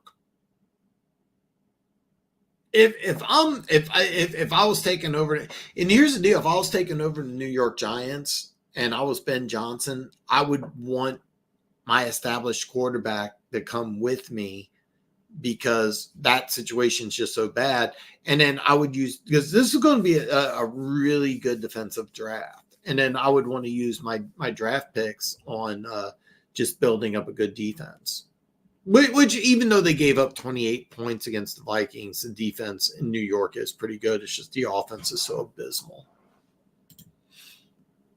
Yeah, exactly. And every team has a driving service. Every NFL team has legal services, but Tyreek Hill's probably more than likely, without looking this up, because Tyreek Hill's agent promoted for the cop to get fired. Usually, if you work for a big enough agency, and I don't know who's representing Tyreek Hill on his contracts, but usually if you work for an agency, a lot of these agents are lawyers. Now, keep in mind, there's a big difference between a lawyer that does NFL contracts and a lawyer who, fights court legal cases. I'm butchering my legal terms here, but bottom line, a lot of these big agent firms have deals worked out with lawyers. So it's not like me or you. Like if I needed a lawyer here, I would go to the guy whose commercials I've seen thousands of times, and he has a law office right next to where I work. Like I could walk there. So it's by the way, it's like 10, 15 minutes from here. And he also has like law offices all around the Vegas Henderson area. So that would be the first one I would go to. By the way, you should never just watch a commercial and pick a lawyer from a commercial, but I can almost recite the commercial over and over again. So Tyreek bitching to the officer. It's not like he can't pay off the ticket. It's like his weekly. Yeah, it really is. I mean, Dan, if the officer had to pull Tyreek out of the car after he refused to do so, then 10 out of 10 times he's going to take him to the ground to make the whole situation easier for himself and others. Yeah, Corey, you have a good point. It's kind of funny because Funk said he's been pulled over and he's been told he has to get out of the car. I've been pulled over quite a bit, and I've never been asked that, so I don't exactly know. But it kind of seems like did Tyreek Hill let's be honest, did Tyreek Hill handle the situation correctly? No. He has a history of not handling situations correctly, going all the way back to college. But should this have happened? Probably shouldn't have. We'll have to wait and see what happens. The police officers are on administrative leave, which isn't it's not the end of the world. I mean, they're still getting paid. It's just, this is kind of standard operating procedure from what I've gathered. So, Dan, remember what I said about the Lions in the third quarter? They literally don't do well at all and haven't been under a regime like ever. You're right, because, I mean, you're out to a 17-3 lead. So I was so frustrated. So I bought a new TV phone. And on my old TV, they have an option The YouTube TV also has this option too, where you can look at stats. And I'm watching Raiders Chargers, and it's about 7 o'clock. So you're on Eastern time zone. This is my first year watching games in Vegas, and football starts at 10. It's really weird. It's really weird. The late games start at 1. Monday Night Football's at 5. Seriously, it's really weird. It's really weird. So I'm watching the afternoon game, and for the Chargers and Raiders, I wanted to look at the stats of the game. I was checking out the defensive stats, and so it used to be on my old TV. I go to stats, it pulls up the game, and then you can scroll through. I wanted to look at defensive stats. I did it, and then on the sidebar, it pops up Lions 17, Rams 13, 6. I think it was 6:37 left in the fourth quarter, and I was just beyond pissed because I didn't even start watching the game, so I already knew that it was 17-13 with less than half the fourth quarter left. So number one thing I thought of was, wow, the Lions defense is playing great. And then second thing I was thinking is because I predicted 34-32 Rams. I thought it was going to be a shootout. But I watched the whole game, and when I knew it was 17-13 or 17-3 going into the third quarter, I was like, yeah, third quarter. But you're right. Making adjustments at halftime is a big thing. You remember Kansas City and Baltimore? I'm assuming you watched the whole game. Excuse me.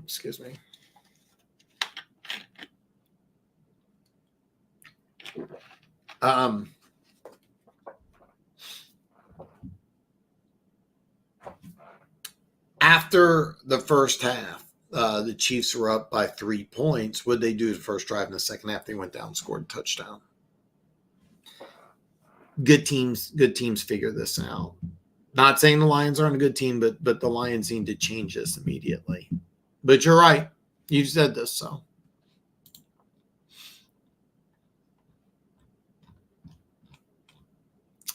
At Funk, getting rid of Goff will destroy our cap. Holmes seems to be more picky on who we sign long term. I think the Decker deal will hurt too. He'll be on the wrong side of 30 soon. Yeah. This was an issue Dorsey really struggled with. He played hardball with James Justin Houston, and Justin Houston won $60 million. And they said, no, you got to play, and then we'll negotiate after a season. Justin Houston said, fine, and he had 22 sacks. The only reason he didn't win defensive MVP is J.J. Watt had 20 sacks and like 100 batted balls, and it was one of those. I mean, I'm not saying Justin Houston deserved the award more than J.J. Watt. Let's be very clear. I'm not saying that at all. But that was the year that J.J. Watt, that offseason, he made over $100 million. Justin Houston made over $100 million that year, and he wanted 60, and that was a big problem. Dorsey, wisely, I thought it was a good move. Played hardball with Eric Berry after he beat cancer. Chiefs Kingdom was furious because they wanted him to stay after beating cancer. It was an emotional decision. The Chiefs brass, general manager, owners were all like, we want Eric Berry to stay as the Chief for life, and Dorsey was like, no. Look, you tore your ACL. You've had knee injuries. You've missed a lot of time. Now you have cancer. Yeah, you have to earn it. 2016, he had the best season of his career. First team All-Pro, dominant game. Had that iconic pick 2 play. If you're wondering what a pick 2 is, the Falcons were going for a 2-point conversion so they can go up by 3. And the pick 2 ended up, instead of the Falcons going up by 3, they're now down by 1 when they were up by 1. Very iconic play. Great play by Eric Berry.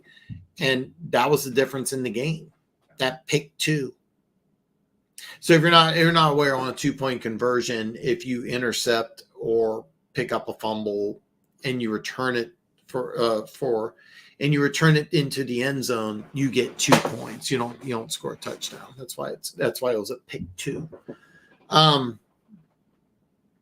After that, you gave him a bunch of money, and he almost never played again. He was out with bone spurs, which a lot of Chiefs Kingdom was not happy about, because they're like, we know a lot of guys that play with bone spurs, and you didn't have to miss the whole year, but because he got a lot of money, played in the playoff game, didn't play well, didn't play football again after that, but took a lot of money from the Chiefs organization.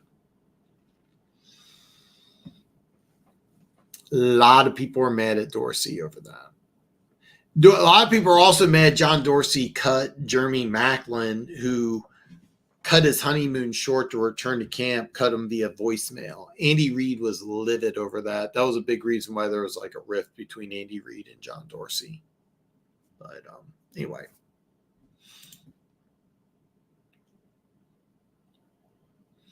Dan, if the officer had to pull Tyreek Hill out of the car after he refused to do so, then 10. Okay, I already read that. Yeah. Yeah, you got a really good point. You have a really good point. I got drove home by cops when my 2 buddies went to jail. Driver had a test tube in his pocket. My other buddy was belligerent. We were all drunk, and I had 2 warrants in the same city. Yes, sir. No, sir. Wow. Hopefully you shaped up, Fog. I had no idea. Yes, sir. What's the officer problem?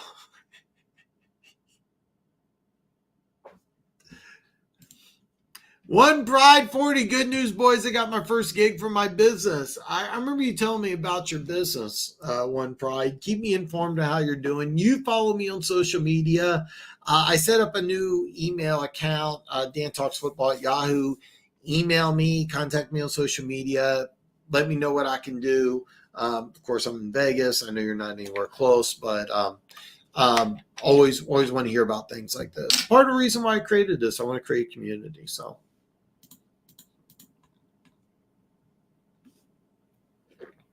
If we win the Super Bowl, most Lions fans won't care about long-term winning. Let me throw this out there, though.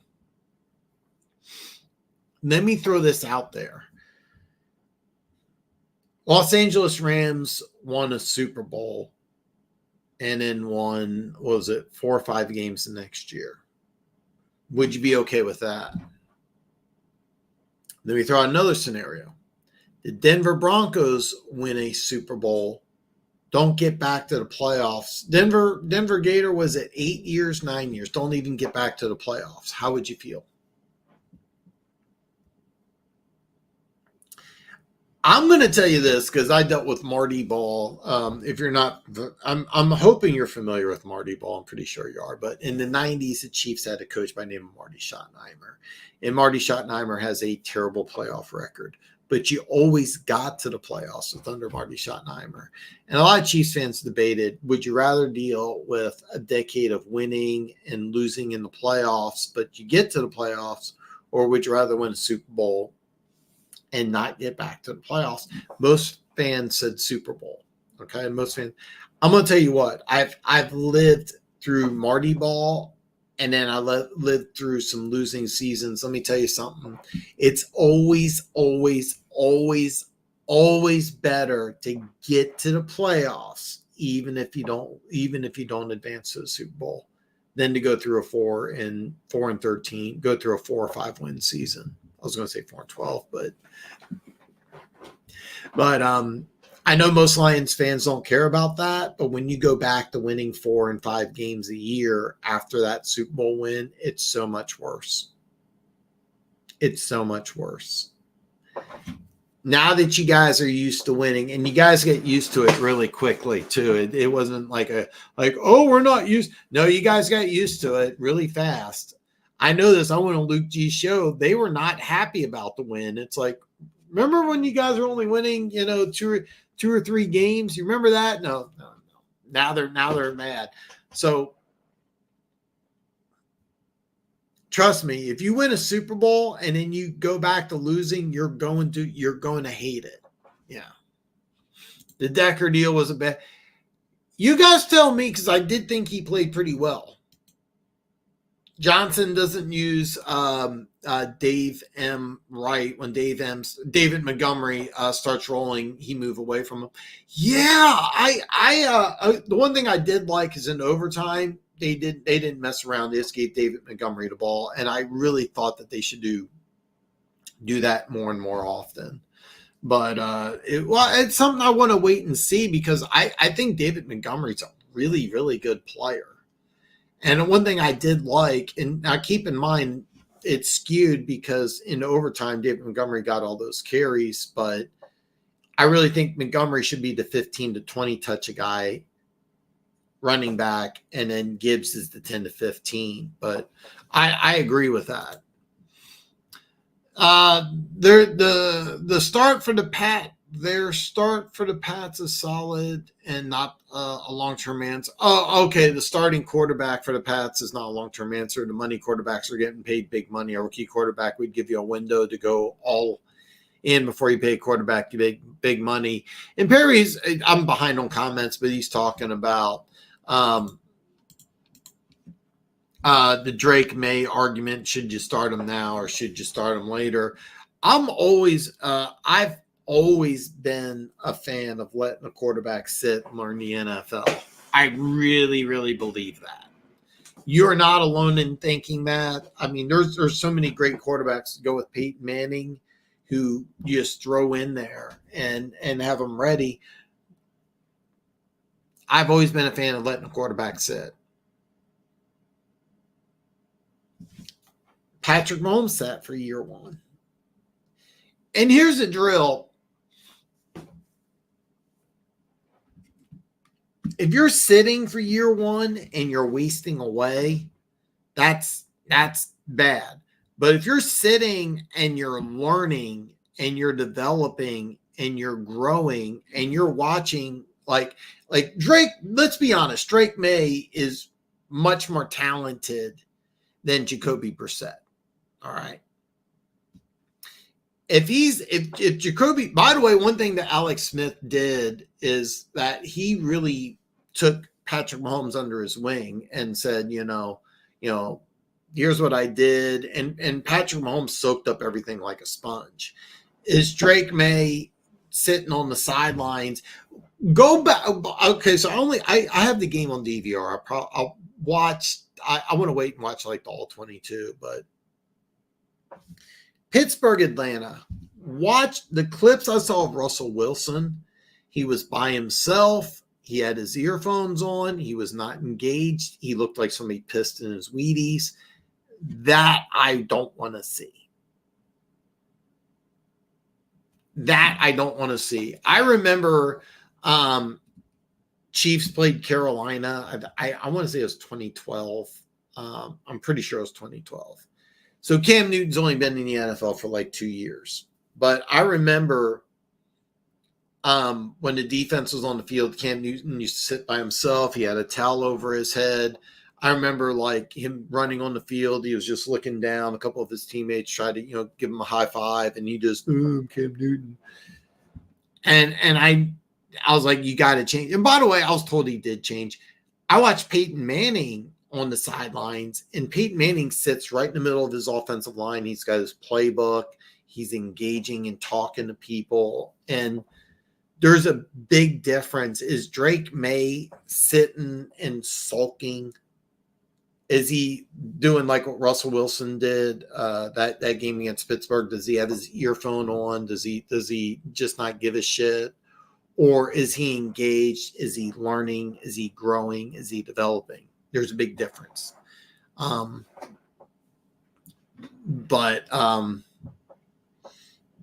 you have to wait and see. If he's growing, learning, and developing, and he becomes the next Patrick Mahomes, they're going to say, yeah. Because, I think Kansas City did the right thing in letting him sit and develop. But you're right. Jacoby Brissett's not the long-term dude. No. But I've always thought that Jacoby Brissett was a pretty good quarterback, and always thought he should have got a chance. So the Houston head coach should be favorite for head coach of the year.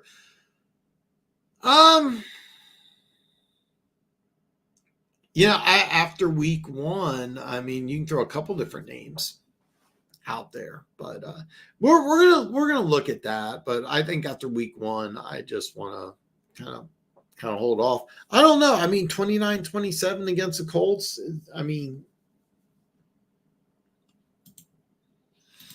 Perry is right. Just to go to the lawyer, got lots of ads. It's not. No, you're right.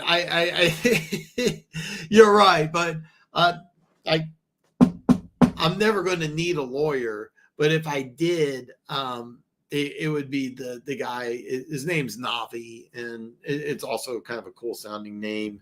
There's this billboard that says, "Trust your boy Eric Roy." And then traffic accidents, blah, blah, blah. But I mean, it's catchy, Roy and boy, rhymes, but he does have a law office right next to my job. And there's several law offices around. Yeah, it's actually funny. I was reading an audiobook that says that if you are advertising something over and over and over again, it's usually because you have a bad product, But you are correct. The smartest guy I went to high school with became a lawyer, and I've reached out to him multiple times over the years. If I was in the Midwest, Kansas or Missouri, because he does law in both states, I would reach out to him. I would recommend him for anything in the Midwest, but out here I have no idea. Knock on wood, I don't need one, but if I did need one, then I'd reach out. Funk says I'd rather see JMO leave and turn into a third round comp pick and just trade him for another third day pick. I can see that, but let me ask you this: when if you get a top 50 pick? I mean, when if you get like a guy that can be an impact player? I mean, this is a defensive heavy draft. When if you can parlay that pick into being a guy who's a solid guy next to Aiden Hutchinson? Just throwing it out there. Okay, yeah, we're in the same time zone. Okay, yeah, it was funny because when I lived in the Midwest, the games start at noon, and then you have the 3:00 games, and then the primetime games are at 7. And I've lived in the Midwest almost my whole life. There was a couple guys that came from Jersey, and they're like, "Yeah, it's weird. 1:00's like the perfect time for a game." And I started thinking about it, and I'm like, 1:00 would be kind of cool. He's like, you can, you get done with lunch, then you turn on the game at 1. Noon's a little early, but I'm used to noon. When I had Chiefs season tickets, it sucked because I used to have to wake up at 7, drive to my dad's house, and we would eat, and then we have to leave between 9 and 10, and that's not tailgating, but that's what you have to do. I don't know how many 10:00 games are going to be here in Vegas time, but if you're going to a game, the Allegiant Stadium, I was told you can't like rule out tailgating completely. It's terrible, but if you have a 10:00 game, I have no idea. Would you wake up like 4 a.m. or something? It's something getting used to. So I DVR the games. So what I did is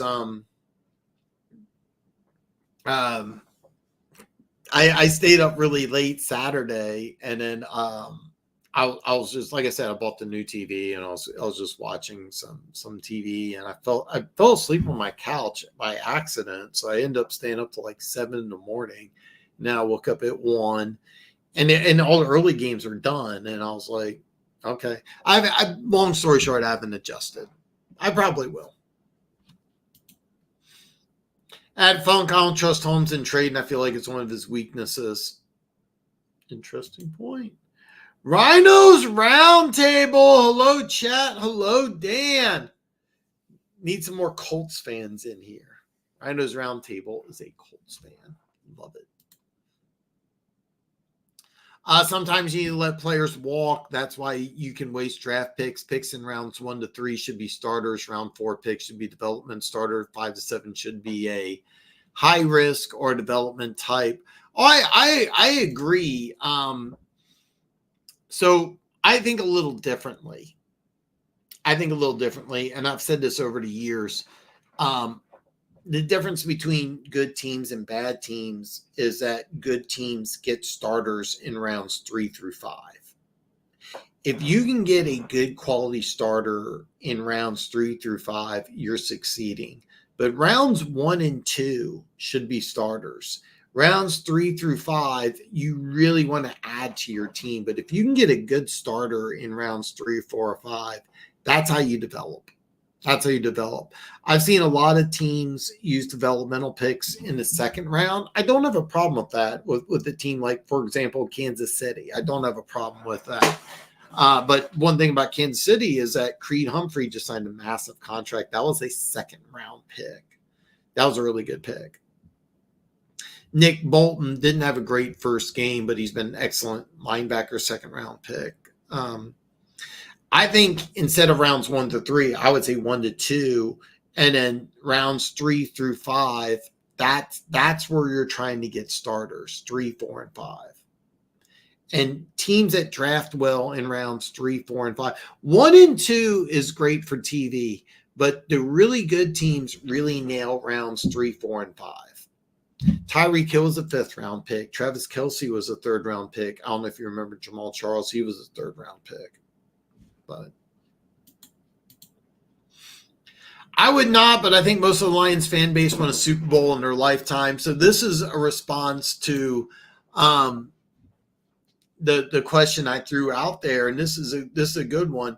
Would you rather be good for 9 to 10 years, 5 to 10, whatever, and not get to a Super Bowl, or winning a Super Bowl and sucking for the next 9 years? Denver Gator points this out. I don't know what you guys think, but winning a Super Bowl then sucking sack for 9 years is miserable hell to be in. Not bad enough for top picks, not good enough for the playoffs is tough.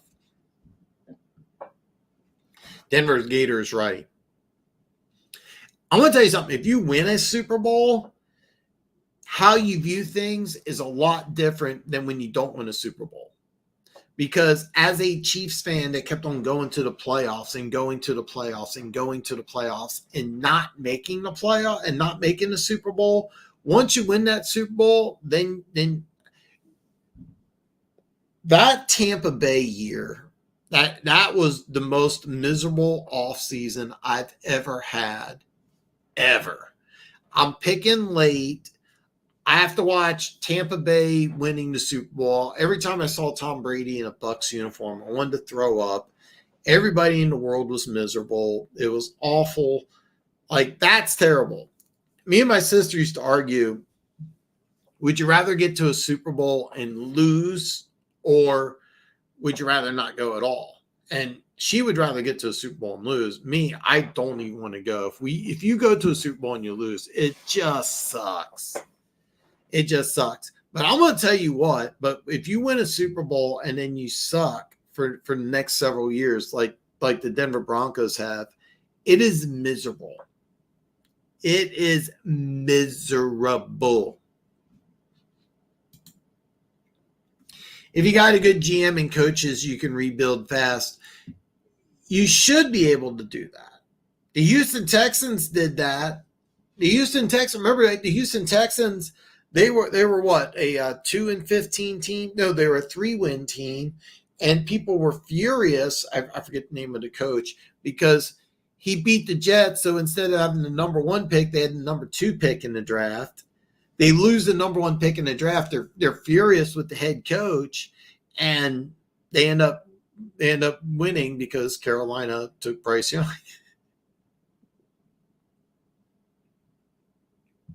Folks, we have 2 hours in the books. I still got one more hour of afternoon delight joint ready. I'm going to take a very quick commercial break and get back to you with some more afternoon delight. Not many of you know this, but I'm actually a big American history buff. Did you know that over 16 billion people died in the American Civil War? And 1 trillion people died alone at the Battle of Gettysburg, and that's just so we could say that we landed on the moon first. You know what all these brave men and women have in common? That's right, they didn't subscribe to Dan Talks Football. Go ahead, hit that subscribe button, and don't die in the American Civil War. On tomorrow's show, Keaton from Keaton Talks Sports will be joining us to talk college football. Keaton also does a weekly sports video. Make sure you check out his channel. On tomorrow's show, for every person who comments that Keaton has better looking hair than I do, Keaton will pay each of you $100. Wait, what? Why can't I say it? Okay, fine. You know what? Well, what am I allowed to say? Okay. All right, so look, Keaton is going to join the show. That part is true. He might not give you $100 if you say he has better looking hair, and everybody knows that's just not true anyway. I, of course, look way better and have way better hair. But Keaton is joining us tomorrow. Join the show. All right, final hour of afternoon delight. Yes, thank you so much for joining me. For talking football. It's my favorite thing in the world. And my goal is to join you guys, make your afternoon a little better. If you're on the East Coast or an Eastern or Central time zone, it's your early evening. But if you're like myself and like Perry and you're in the West Coast, it's 3:00 right out here. So I'm giving you some afternoon delight. So all the comments will be answered. All questions are going to be answered. And tomorrow is my fantasy football, college football show. So I will be answering and giving out a lot of fantasy football advice. Of course, your questions are the most important. My very first college football show, I'm really, really, really excited about that because we're going to talk a lot of college football. And I will have Keaton from Keaton Talk Sports joining me for some college football. He is an Ohio State Buckeyes fan, so make sure you torture him completely. Ohio State played I think it was a junior high school team last week and won by 70. So I think Campbell forced Johnson to use David Montgomery in overtime. You know what? If that's the case, then that's a really good decision. I gave credit to Ben Johnson, but I don't know.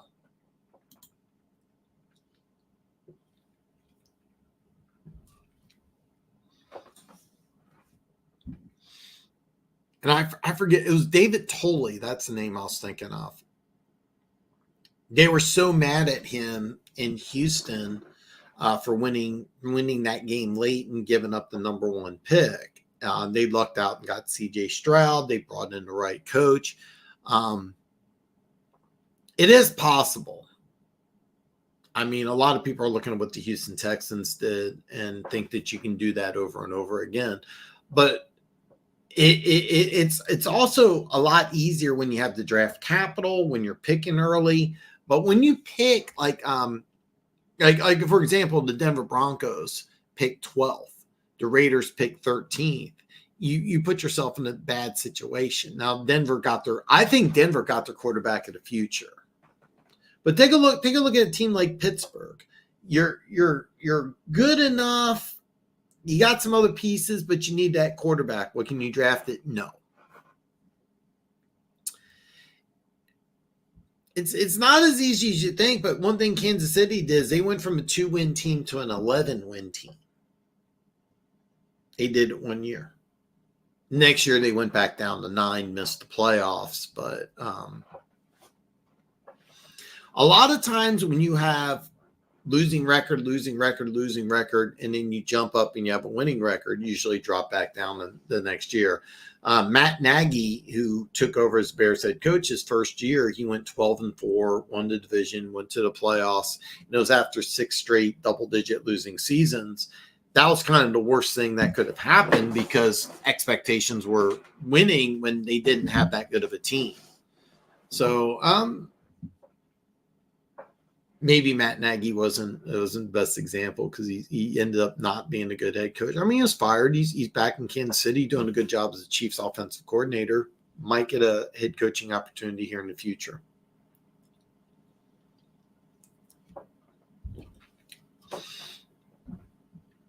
You need cap, and you got to hit on draft picks too.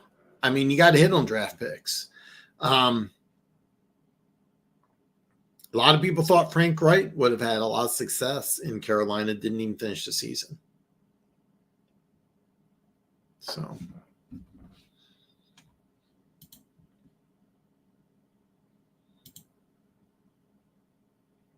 I think Nix and Daniels would be better off in the long term. I will say this, like I know the numbers didn't look good and I know he lost, but the one thing about Bo Nix and what they did is they threw a lot of short passes. Bo Nix looked comfortable. I will say this, Jaden Daniels can't run. I think it was 16 carries, 88 yards. Jaden Daniels can't do that in the NFL. Caleb Williams looked really unprepared. And it's funny, I watched all of Hard Knocks, and it's kind of he just it's kind of weird because like there's not an unfriendly.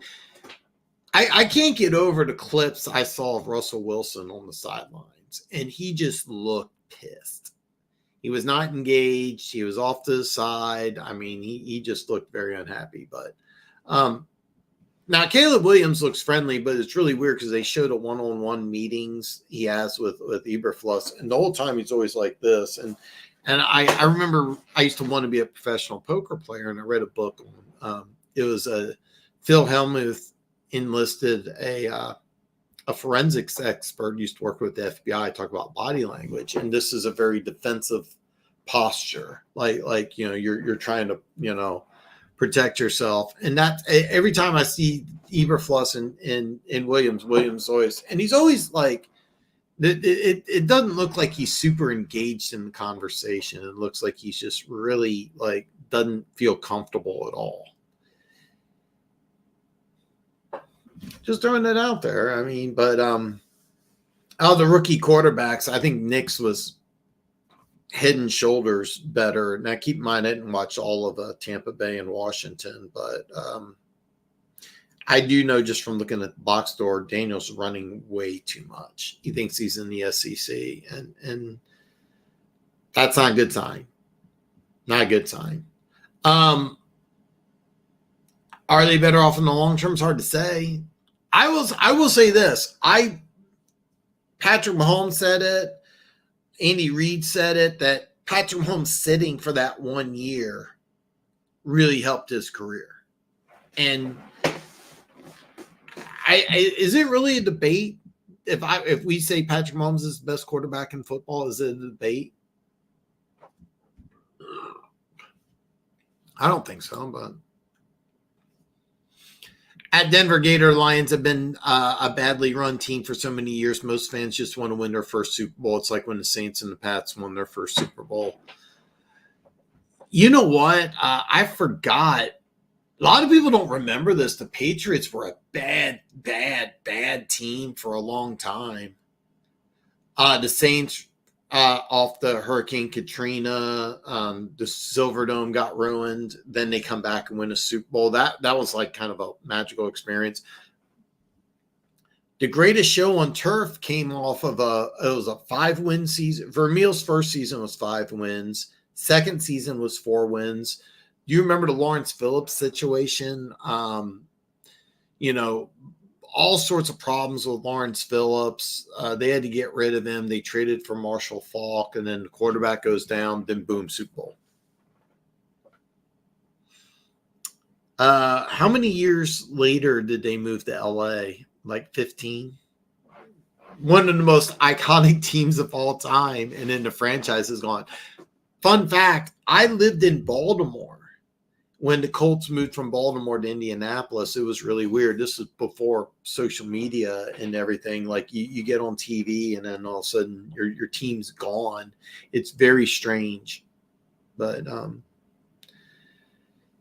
I mean, I'll tell you this. I get where you're coming from. Lions fans would rather win that Super Bowl for 1 year and then suck. But I'm telling you this right now. I know you're because like I know you want to win that ring. I'm telling you, you're better off. It's not going to sound like it. You're better off to have that double-digit wins for a longer period of time than just suck right afterwards. Because once you get that ring, it's different. Once if you get that ring and you go back to sucking, it's a whole new level of feeling terrible. I'm telling you this. That 2-14 season, that was rough. I don't know if you remember this. The Chiefs player killed himself in the parking lot. I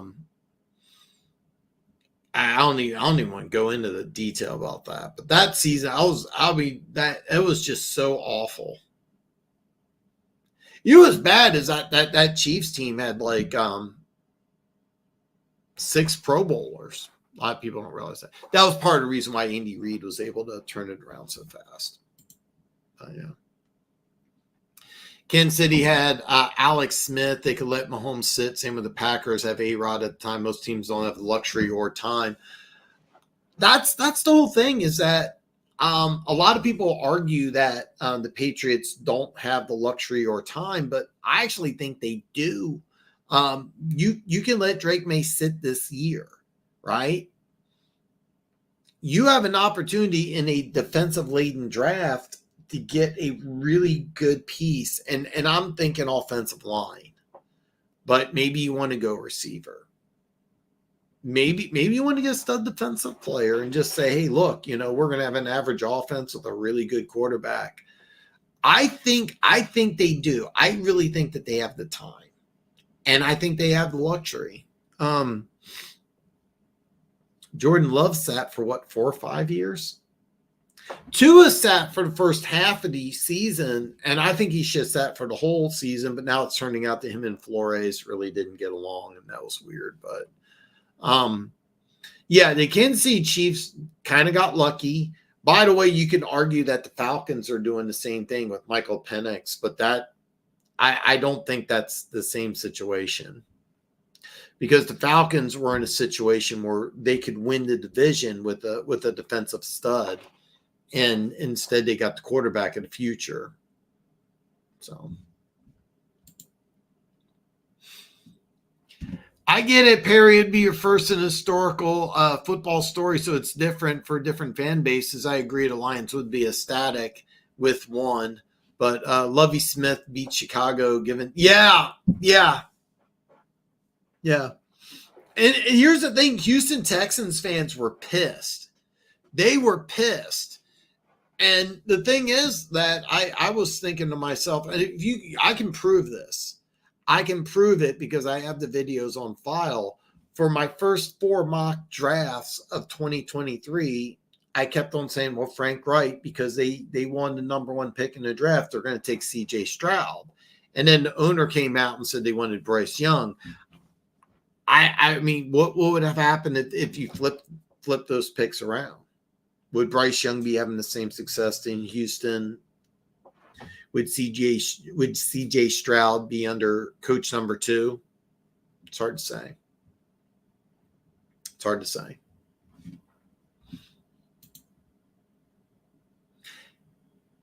At Denver Gator, if Holmes, Campbell, and Goff bring the Lions a Super Bowl win, they will be legendary and should be Hall of Fame. The problem with a lot of our fan base is Holmes can't do anything wrong. And I do get because right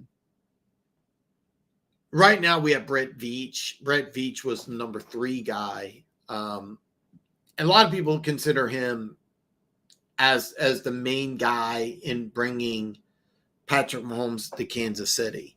So he's made a lot of questionable moves. A lot of questionable moves. And people are overlooking that because of Mahomes. Because the more time goes on, the more and more it's noted that Brett Veach is responsible for Patrick Mahomes. The truth is, John Dorsey was the one that made that trade happen. But, yeah, I get that. But Holmes has made a lot of mistakes. But look at what he's done, though. I mean, this was a 12-win team to advance to the NFC Championship, and they look like a championship caliber team, except for that third quarter. The Bills got to the Super Bowl 4 times in a row and lost them all. I'm pretty sure the Bills fan base would take one of them as a win in getting there and losing in their. It's really funny because the Bills fan base is just different. I have a short of them breaking chairs and it was funny because when they lost the first time they lost in the AFC Championship game, damn it.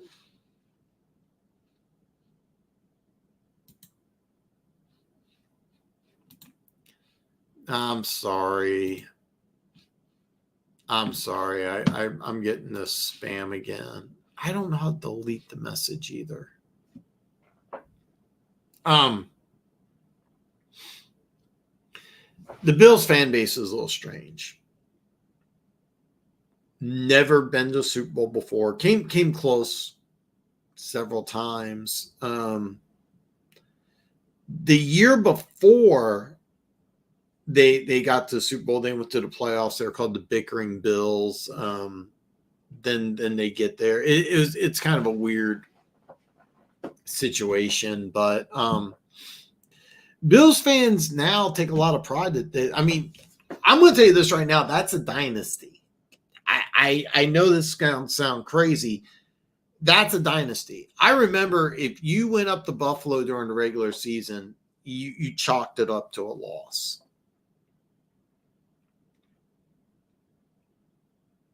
It was just nuts.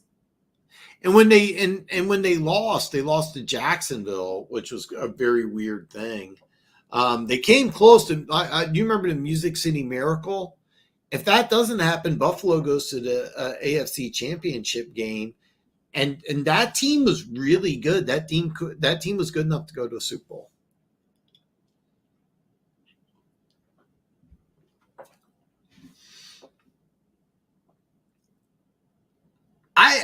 Buffalo's just such a strange fan base. I think they take a lot of pride that they win 4 times in a row. I really do. But I will say this: if they win that first one, I think that they may have won 2 or 3.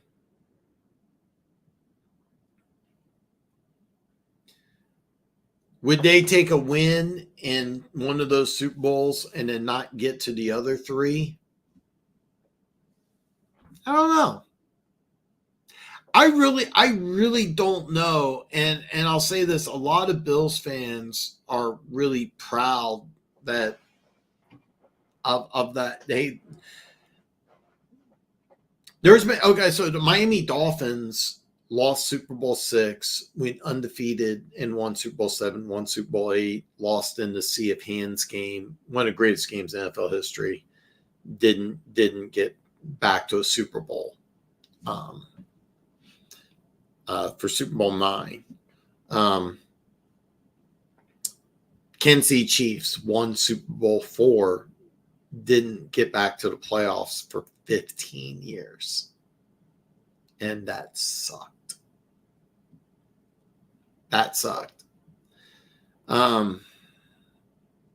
Keep in mind, I wasn't a Chiefs fan between 1970. It was funny. I moved to Kansas City, and then the next year they get to the playoffs, and people were rejoicing, like, "What do we do? We're back in the playoffs!" And then they lose and don't get back into the playoffs until Marty brought us back there. I want to say 5 years later, but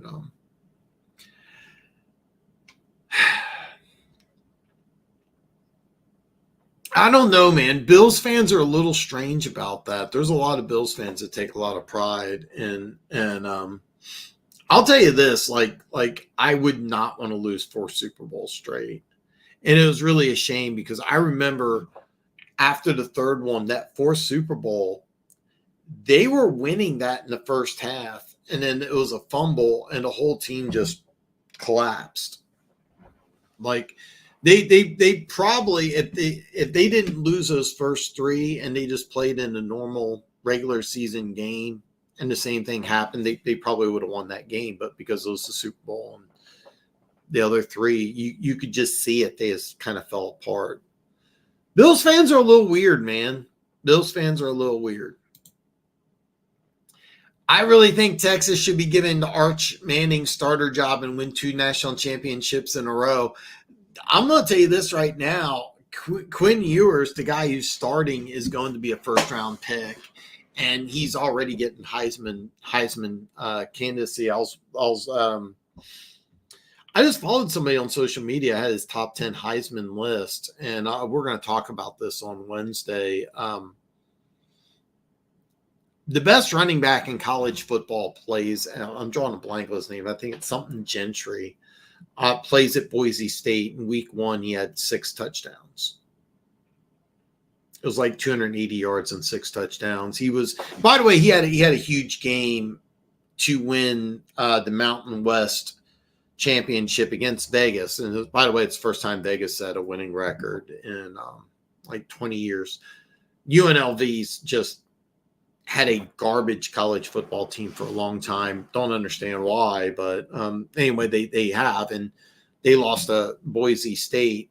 That running back, this guy is who I just followed as is the Heisman front runner, and I'm like, dude, you really think a dude from Boise State is going to win the Heisman? No. But in his top 10 list, for what it's worth, Quinn Ewers is on there. And Arch Manning will take over as starting quarterback next year, and he's going to play with NFL talent. And Texas is going to be a force. But Texas has a national championship caliber team right now. Right now. But I get what you're saying, but I'm telling you right now, Quinn Ewers is a Heisman candidate, and Texas is a machine. We're going to talk about that more tomorrow, though. You're 100% correct. Not every offensive or defensive coordinator makes a good head coach. If Robert Saleh can't get things fixed in New York, he's going to go back to being the defensive coordinator. He's not going to be a head coach. Unless he wants to go into college ranks, which is possible. The Boston College head coach left to take over as the Packers defensive coordinator.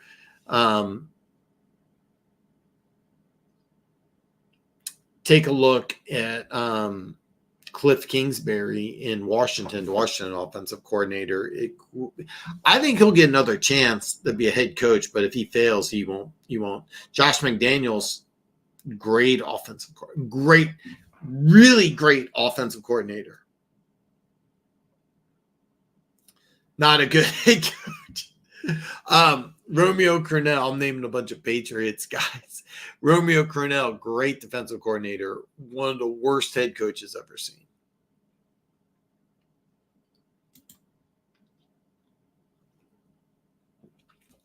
I think he's going to be a bust, and then not only do I think he's going to be a bust, here's the deal, I thought he was going to be a bust.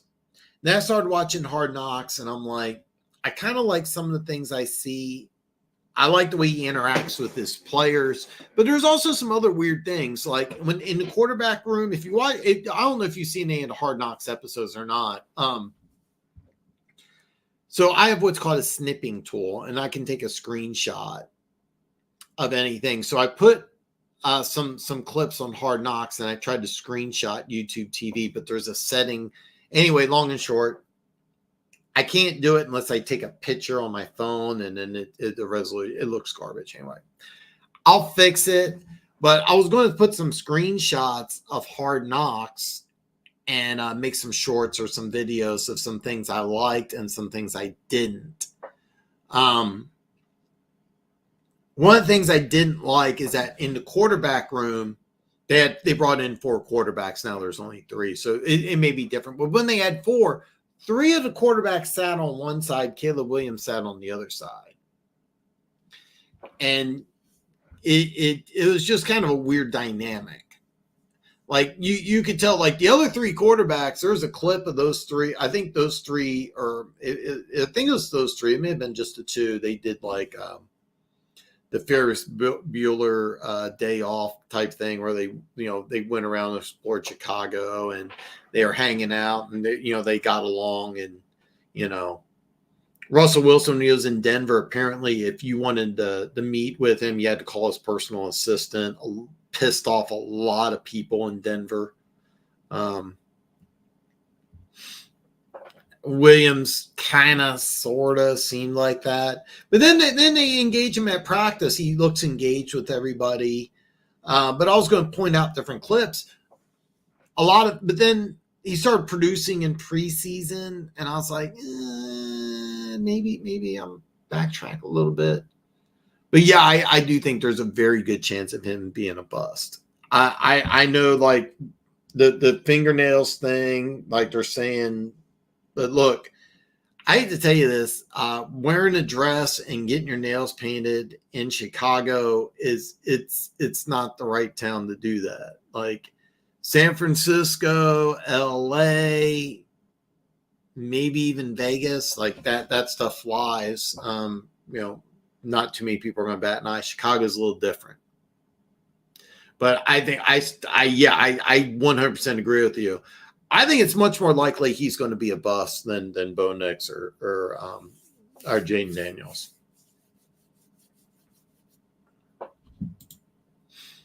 If the Pats are a wild card or just miss the playoff, that doesn't help the Pats.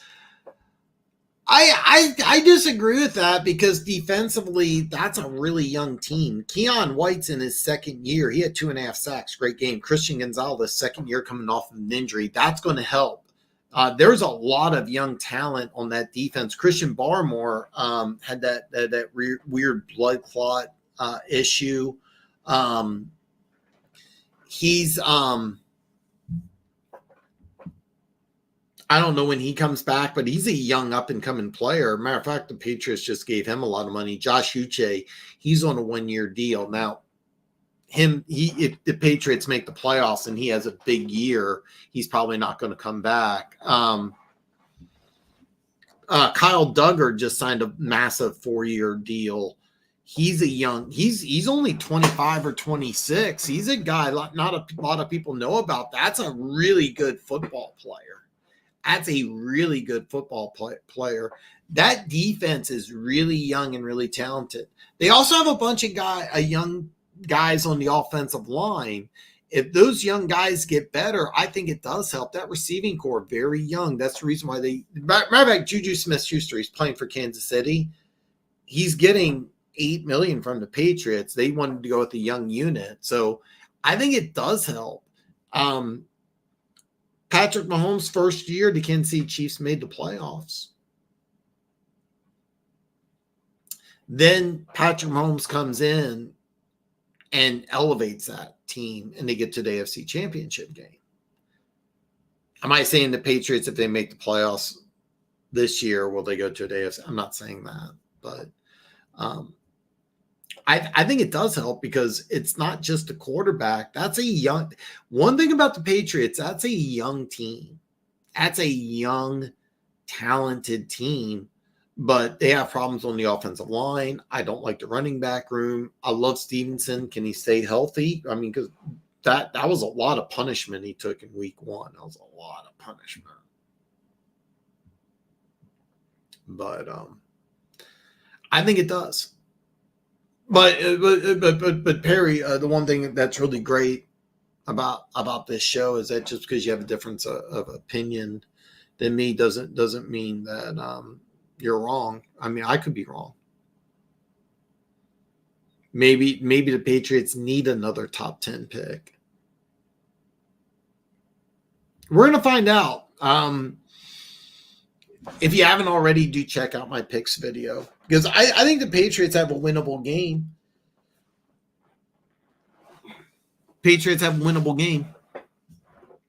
They're going to play Seattle early.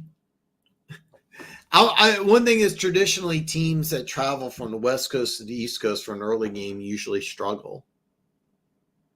I didn't bring that up in my video, but there's a very good chance Patriots will be 2-0.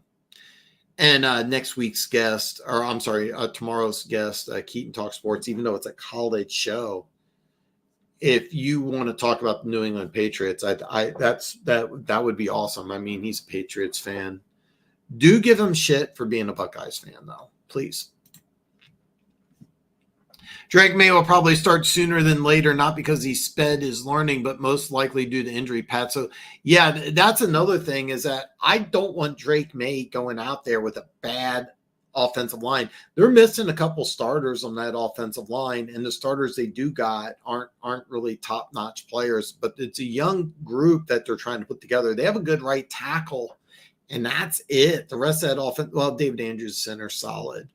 But one of the things, a lot of people overlook this, but when the Chiefs signed 2.5 hours in, I'm drawing a brain freeze, Joe Thuney, when the Chiefs, after they lost the AFC Championship game to the Patriots, one of the biggest things that they did is they signed Joe Thuney, the Patriots' best offensive lineman, to a record-breaking deal. 5 years, over $80 million. And that really, not only did it help Kansas City, it really crippled the Patriots, because the Patriots were trying to replace them, and they haven't done it. That's a big part of the reason why the Patriots have had some struggles. So, Perry, Arch isn't starting because he can't be out yours. I think you may be drinking the Manning Kool-Aid, but he'll have a shot, but he's not ready to lead full time. Do not feel bad for the Manning hype, because not only do you have the name, he was, depending on which publication you read, he was either the number 1 or the number 2 player, a player and quarterback going into. Now you may have seen this hit social media. The Florida State quarterback, Funk told me to call him DJ Ukulele. I can't pronounce his name. He was the number 1 quarterback coming out of high school. CJ Stroud was number 2. And they're like, well, one guy's failing in college, I won't succeed in the NFL. This is all messed up. No, it's not. A lot of times coming out of high school, you can be better than which were in college. For example, it was kind of funny because his name was, I think it was Rondale Moore, Allen Iverson, the basketball player, and Michael Vick all played in the same high school district as quarterback. And Rondale Moore was number 1. Allen Iverson was number 2. Michael Vick was number 3. And Michael Vick wasn't even good enough to make second team all district. And he goes to Virginia Tech as a true freshman, leads them to a national championship. And I mean, I understand, weird situation, but I mean, he led them to a national championship as a true freshman, ended up being the number 1 pick in the draft. Go back. You want to watch something fun, watch Allen Iverson play high school. That is crazy good. But the guy that he wasn't as good, Rondale Moore, it wasn't. Both Allen Iverson and Michael Vick, apparently these 3 guys all knew each other really well. They'll both tell you that he was the better quarterback, but it didn't pan out in college for whatever reason. But you're not alone in that. And a lot of times you can be great in high school level. It doesn't translate into college. How many great college quarterbacks have you seen that don't play well in the pros? Remember Marcus Mariota? He's riding the bench. He's not even a candidate to start. I'm telling you this right now. Watch Marcus Mariota in college. Watch Marcus Mariota in college. I'm telling you, I've been watching college football for a long time, and I don't watch it nearly as much as I do pro, but there's not 10 college quarterbacks I've seen better than Marcus Mariota in college.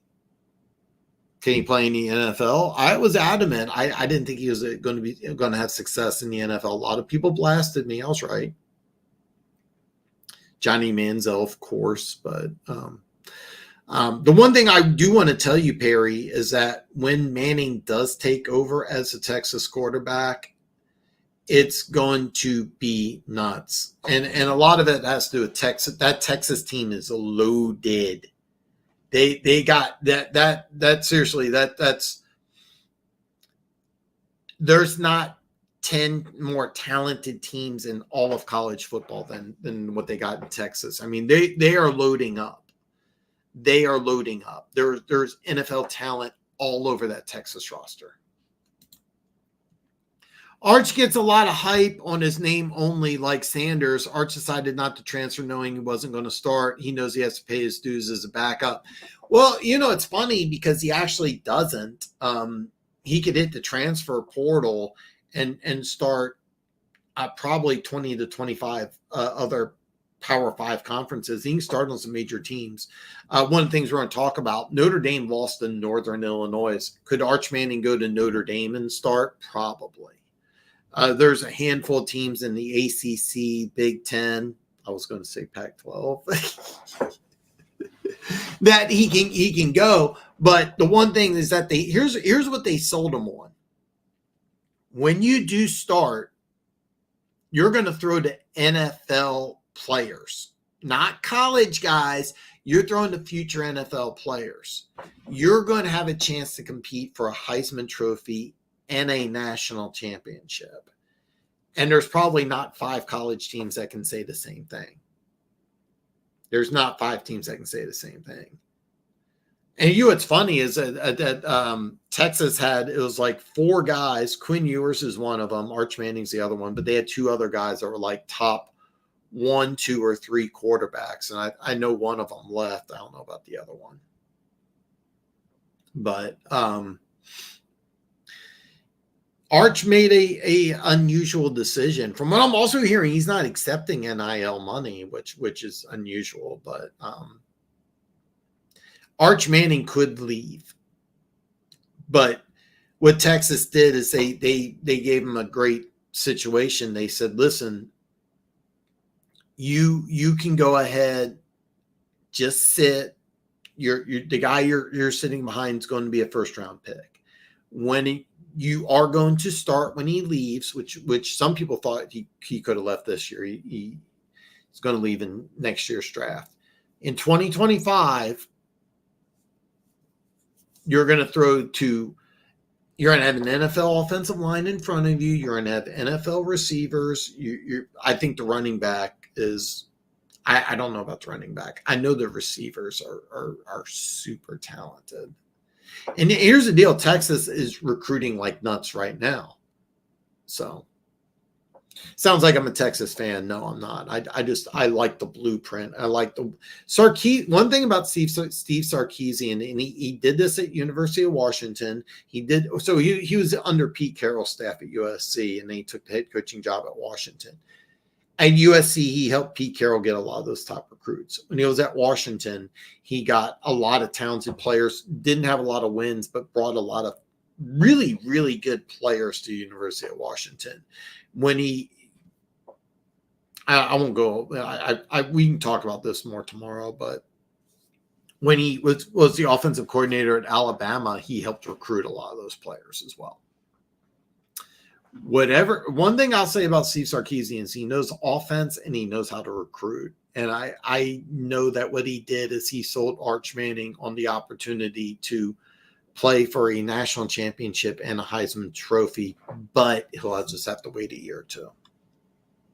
It was kind of funny. I was listening to Amon-Ra St. Brown's podcast, and they had Justin Fields, and they were like, "Man, what's your time like in Georgia?" And they said, "Well, he told me I could come in and compete, but I wasn't really competing. I knew, I could have done anything and I still wasn't going to start."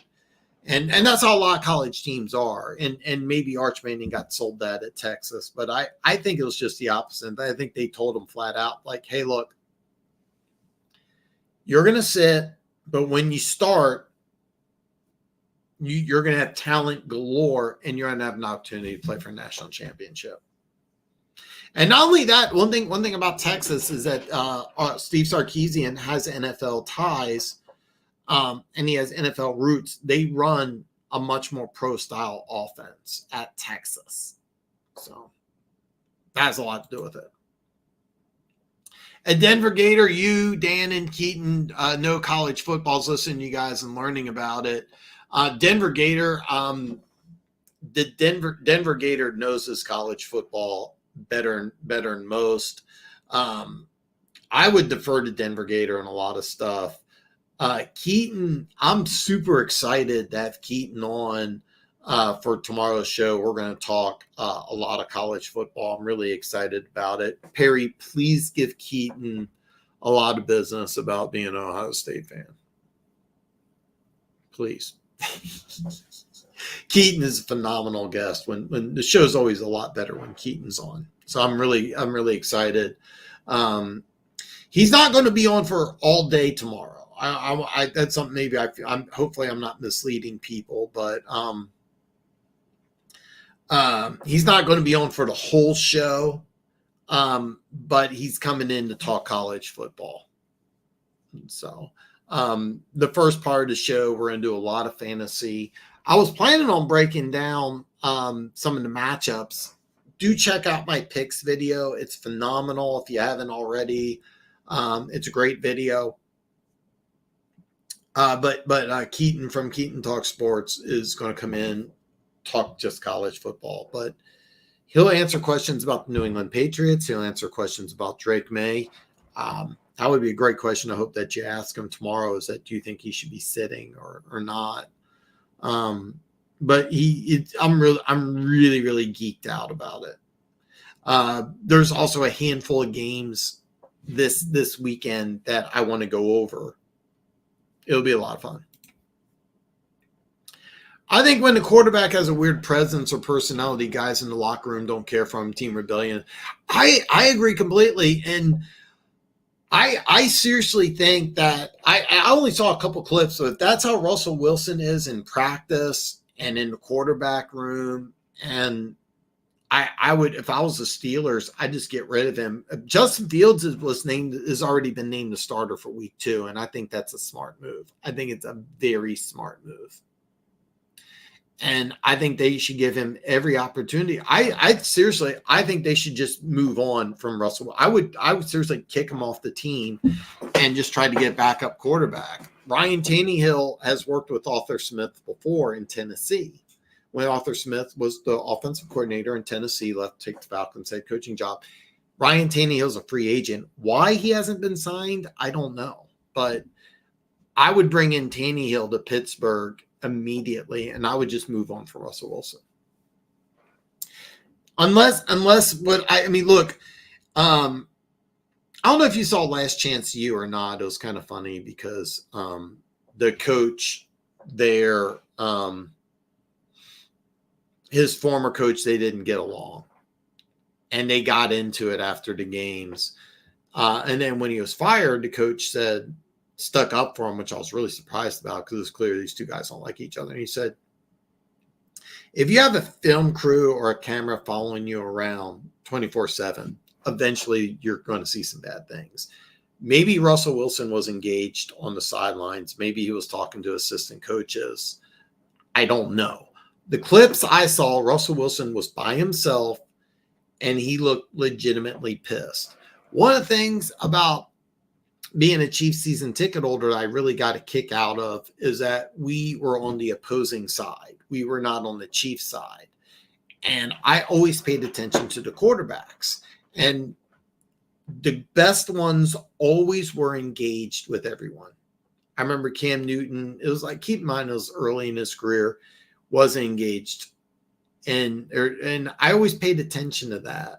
And it always seemed that teams that didn't do well had a quarterback that wasn't engaged with the team. One of the things I miss about going out to Arrowhead. So, that's cool to hear, Perry. I love college football. I think my fandom was being raised in the South for so long. Most Southern NFL teams were horrible when I was growing up. By the way, Perry, I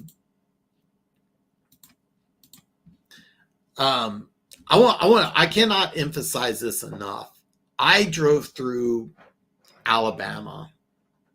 I had a job driving as a truck driver, and I got to drive through Florida, South Carolina, North Carolina, Georgia, Mississippi. I drove around all the southern states.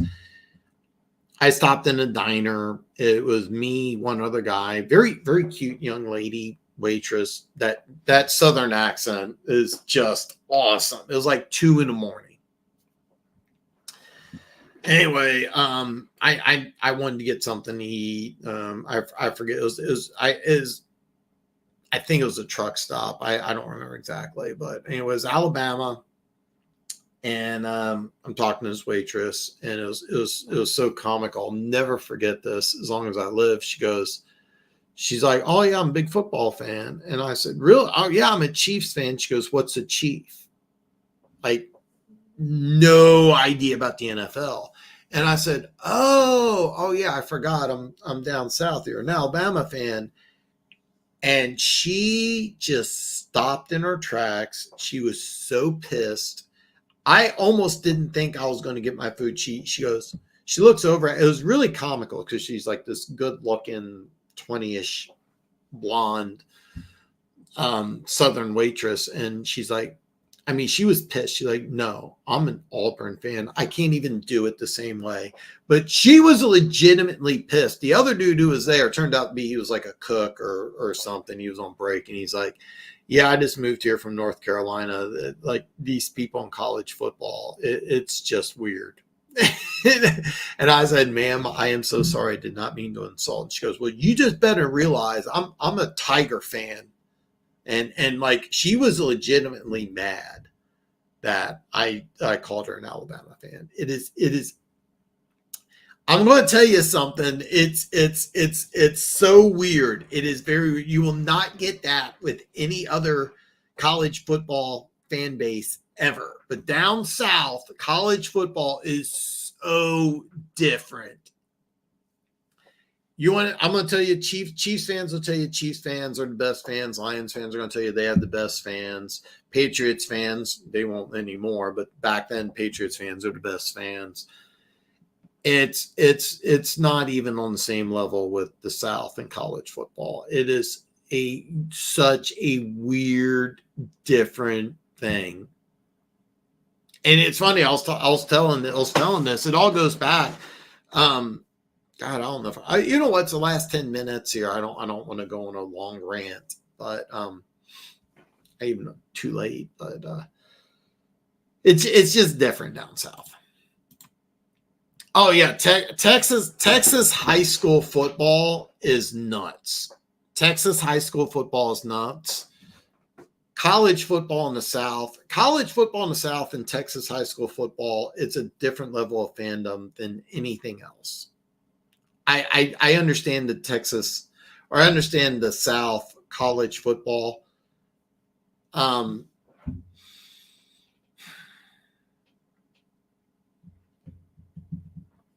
Texas high school football, I actually don't know the history behind it. There's a lot of fan bases that take high school football really serious. Ohio does. Pennsylvania, there's like West Virginia. There's a couple high schools like in Jersey that top notch programs. Buddy of mine just texted me. This isn't going to mean anything to you, but St. Pius and Rockhurst, he was going to that game. That game's going to have about 15 Division I players. Doesn't mean a damn thing to you. Rockhurst has handful of guys that played in the NFL, and St. Pius is one of the top programs. You probably don't know. What was it? He was like the number one rated receiver in high school. He's like number one rated player. He went to MU, got in some trouble in the MU, still got drafted in the second round, did nothing in the pros,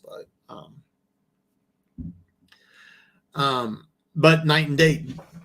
Here in Las Vegas, Ramondre Stevenson and Romo Duze went to the same high school. Apparently, they were like the number 2 high school program in the country. There's a program here in Las Vegas. I mean, don't get me wrong, you have to fill out an application and do all sorts of weird stuff, but California, Mater Dei, was it Mater Dei Cell? Bryce Young went there. They have some of the top programs. It's so different in Texas. It is so different. There's great high school programs around the country. A lot of high schools that take football serious, but high school football in Texas is a different beast. College football down south is just different.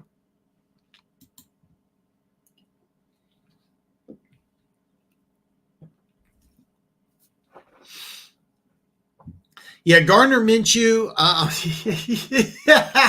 sorry, I was looking at this one.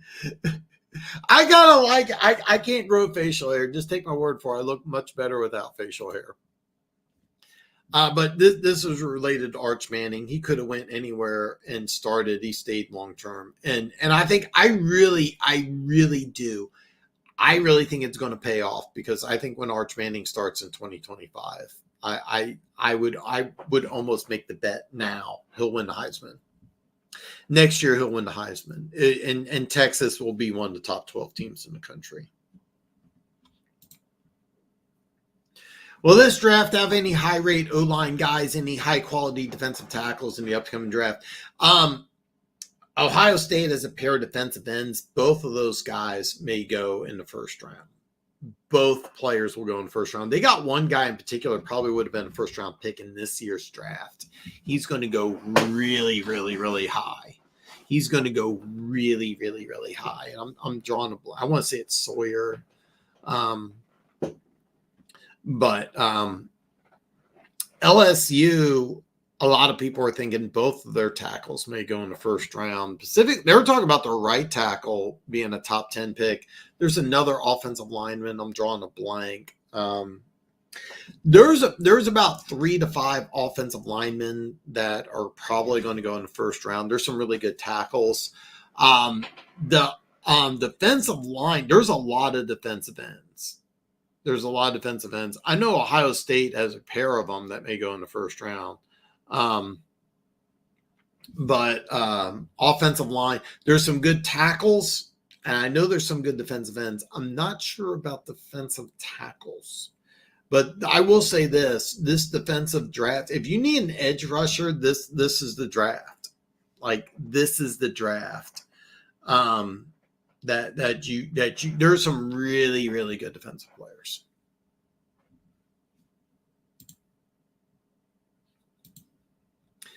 Oh God. Yeah.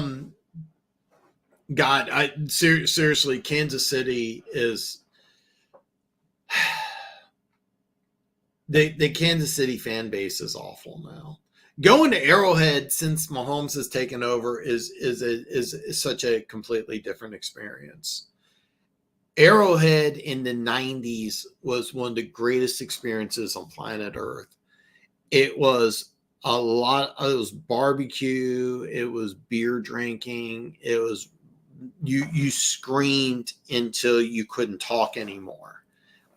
It was just, you yelled at the top of your lungs. It's not that way anymore. After a Chiefs game, you can talk. I know it sounds crazy, but it used to be, if you went to a Chiefs game,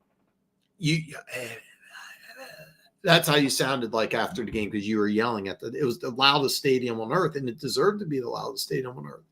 Since Mahomes has taken over, it's Arrowhead doesn't have that noise factor that it used to, and Chiefs fans will argue that Arrowhead's not the same intimidating environment. It's really not. Don't get me wrong. I'm the only one, but I get a kick out of like seeing the Taylor Swift and I mean, the fireworks are cool. The stealth bomber flying overhead's cool. Don't get me wrong. All those stuff are great. It's not the same experience. It's not. And there's a lot of bandwagon fans. Kansas City as a whole is a really bad bandwagon city. When the Royals got good for those 1 or 2 years, you kept on hearing Forever Royal. And like 2 years later, there's like 10,000 people going to baseball games. It's funny. I knew a couple guys when the Royals won the World Series and went out to parade, and I was like, why? I had a buddy of mine bought World Series tickets. He couldn't name one Royals player. He just wanted to go for the experience. Like when the baseball dude, he's like, hey, I mean that he paid something crazy too. It was like $800. I wouldn't have done it. I'm not a baseball fan, either, but I had a good time at the last Royals game I went to. It was dollar hot dog night. I bought the tickets online. I didn't realize it was at the very top row. I took my buddy and I took my girlfriend at the time, and she'd never been to a game before. And like it was kind of funny because like the line was forever because it was dollar hot dog night. I got like 8, and anyway, we ended up having a great time. We all got tanked, and it was a great time. No idea who won that game. Perry, the next draft will be very top heavy in the D line and O line. I wouldn't be surprised if the top 5 picks are linemen, no quarterbacks. You're not wrong. This is if you need a dominant pass rusher, this is the draft to get one. This will be the draft to get one. There's going to be several. There's going to be several defensive ends that are coming out of this draft. And I'm not saying just edge rushers. I'm talking like pure, like old school 4-3 defensive ends. There's a guy at University in Tennessee. I'm drawing a blank on his name. He's rumored to be like 6'5", 270, running a 4.45 or something crazy. There's a lot of really, really good edge rushers in this draft. The team like the Falcons that gave up a 3rd-round pick for Matthew Judon is probably going to be pissed because especially if they can't re-sign him because they can get somebody in this draft. That's why I really like the idea of the Patriots, because the Patriots, if they have a bad year, they're going to get plenty of pass rushers. But Keon White had 2.5 sacks and really played lights out. That was a great pick 2 years ago. I think O-line and D-line are the most important thing in football. The quarterback is after. This is a great player at O-line or D tackle. Line you. Look at what Kansas City. Here's what Kansas City did. Right after they lost the AFC Championship game to the New England Patriots, they took the New England Patriots' best offensive lineman, gave him more money than any other guard made ever. It was a crazy contract, and it worked. Would they do the highest paid center? The Chiefs reset the market with Creed Humphrey at center. They gave him, I think it was a 4-year, $72 million deal. It's something ridiculous. What did they do? Chris Jones. They gave Chris Jones like $33 million or something ridiculous. So look at the Kansas City Chiefs. O-line, D tackle. Of course, they gave Patrick Mahomes a lot of money. But if you look, what they do with the wide receiver position? Well, they shipped them off to Miami. They got some draft picks, which they used on working on their offensive and defensive line. But yeah,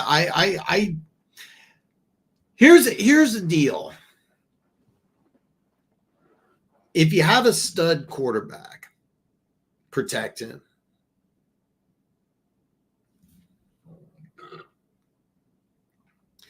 It used to be, I used to say that it was more important to have an edge rusher than a defensive tackle. I think that's changed. I think it's now better to have a stud interior player, your Chris Jones, your Aaron Donald, than it is to have a premier edge player.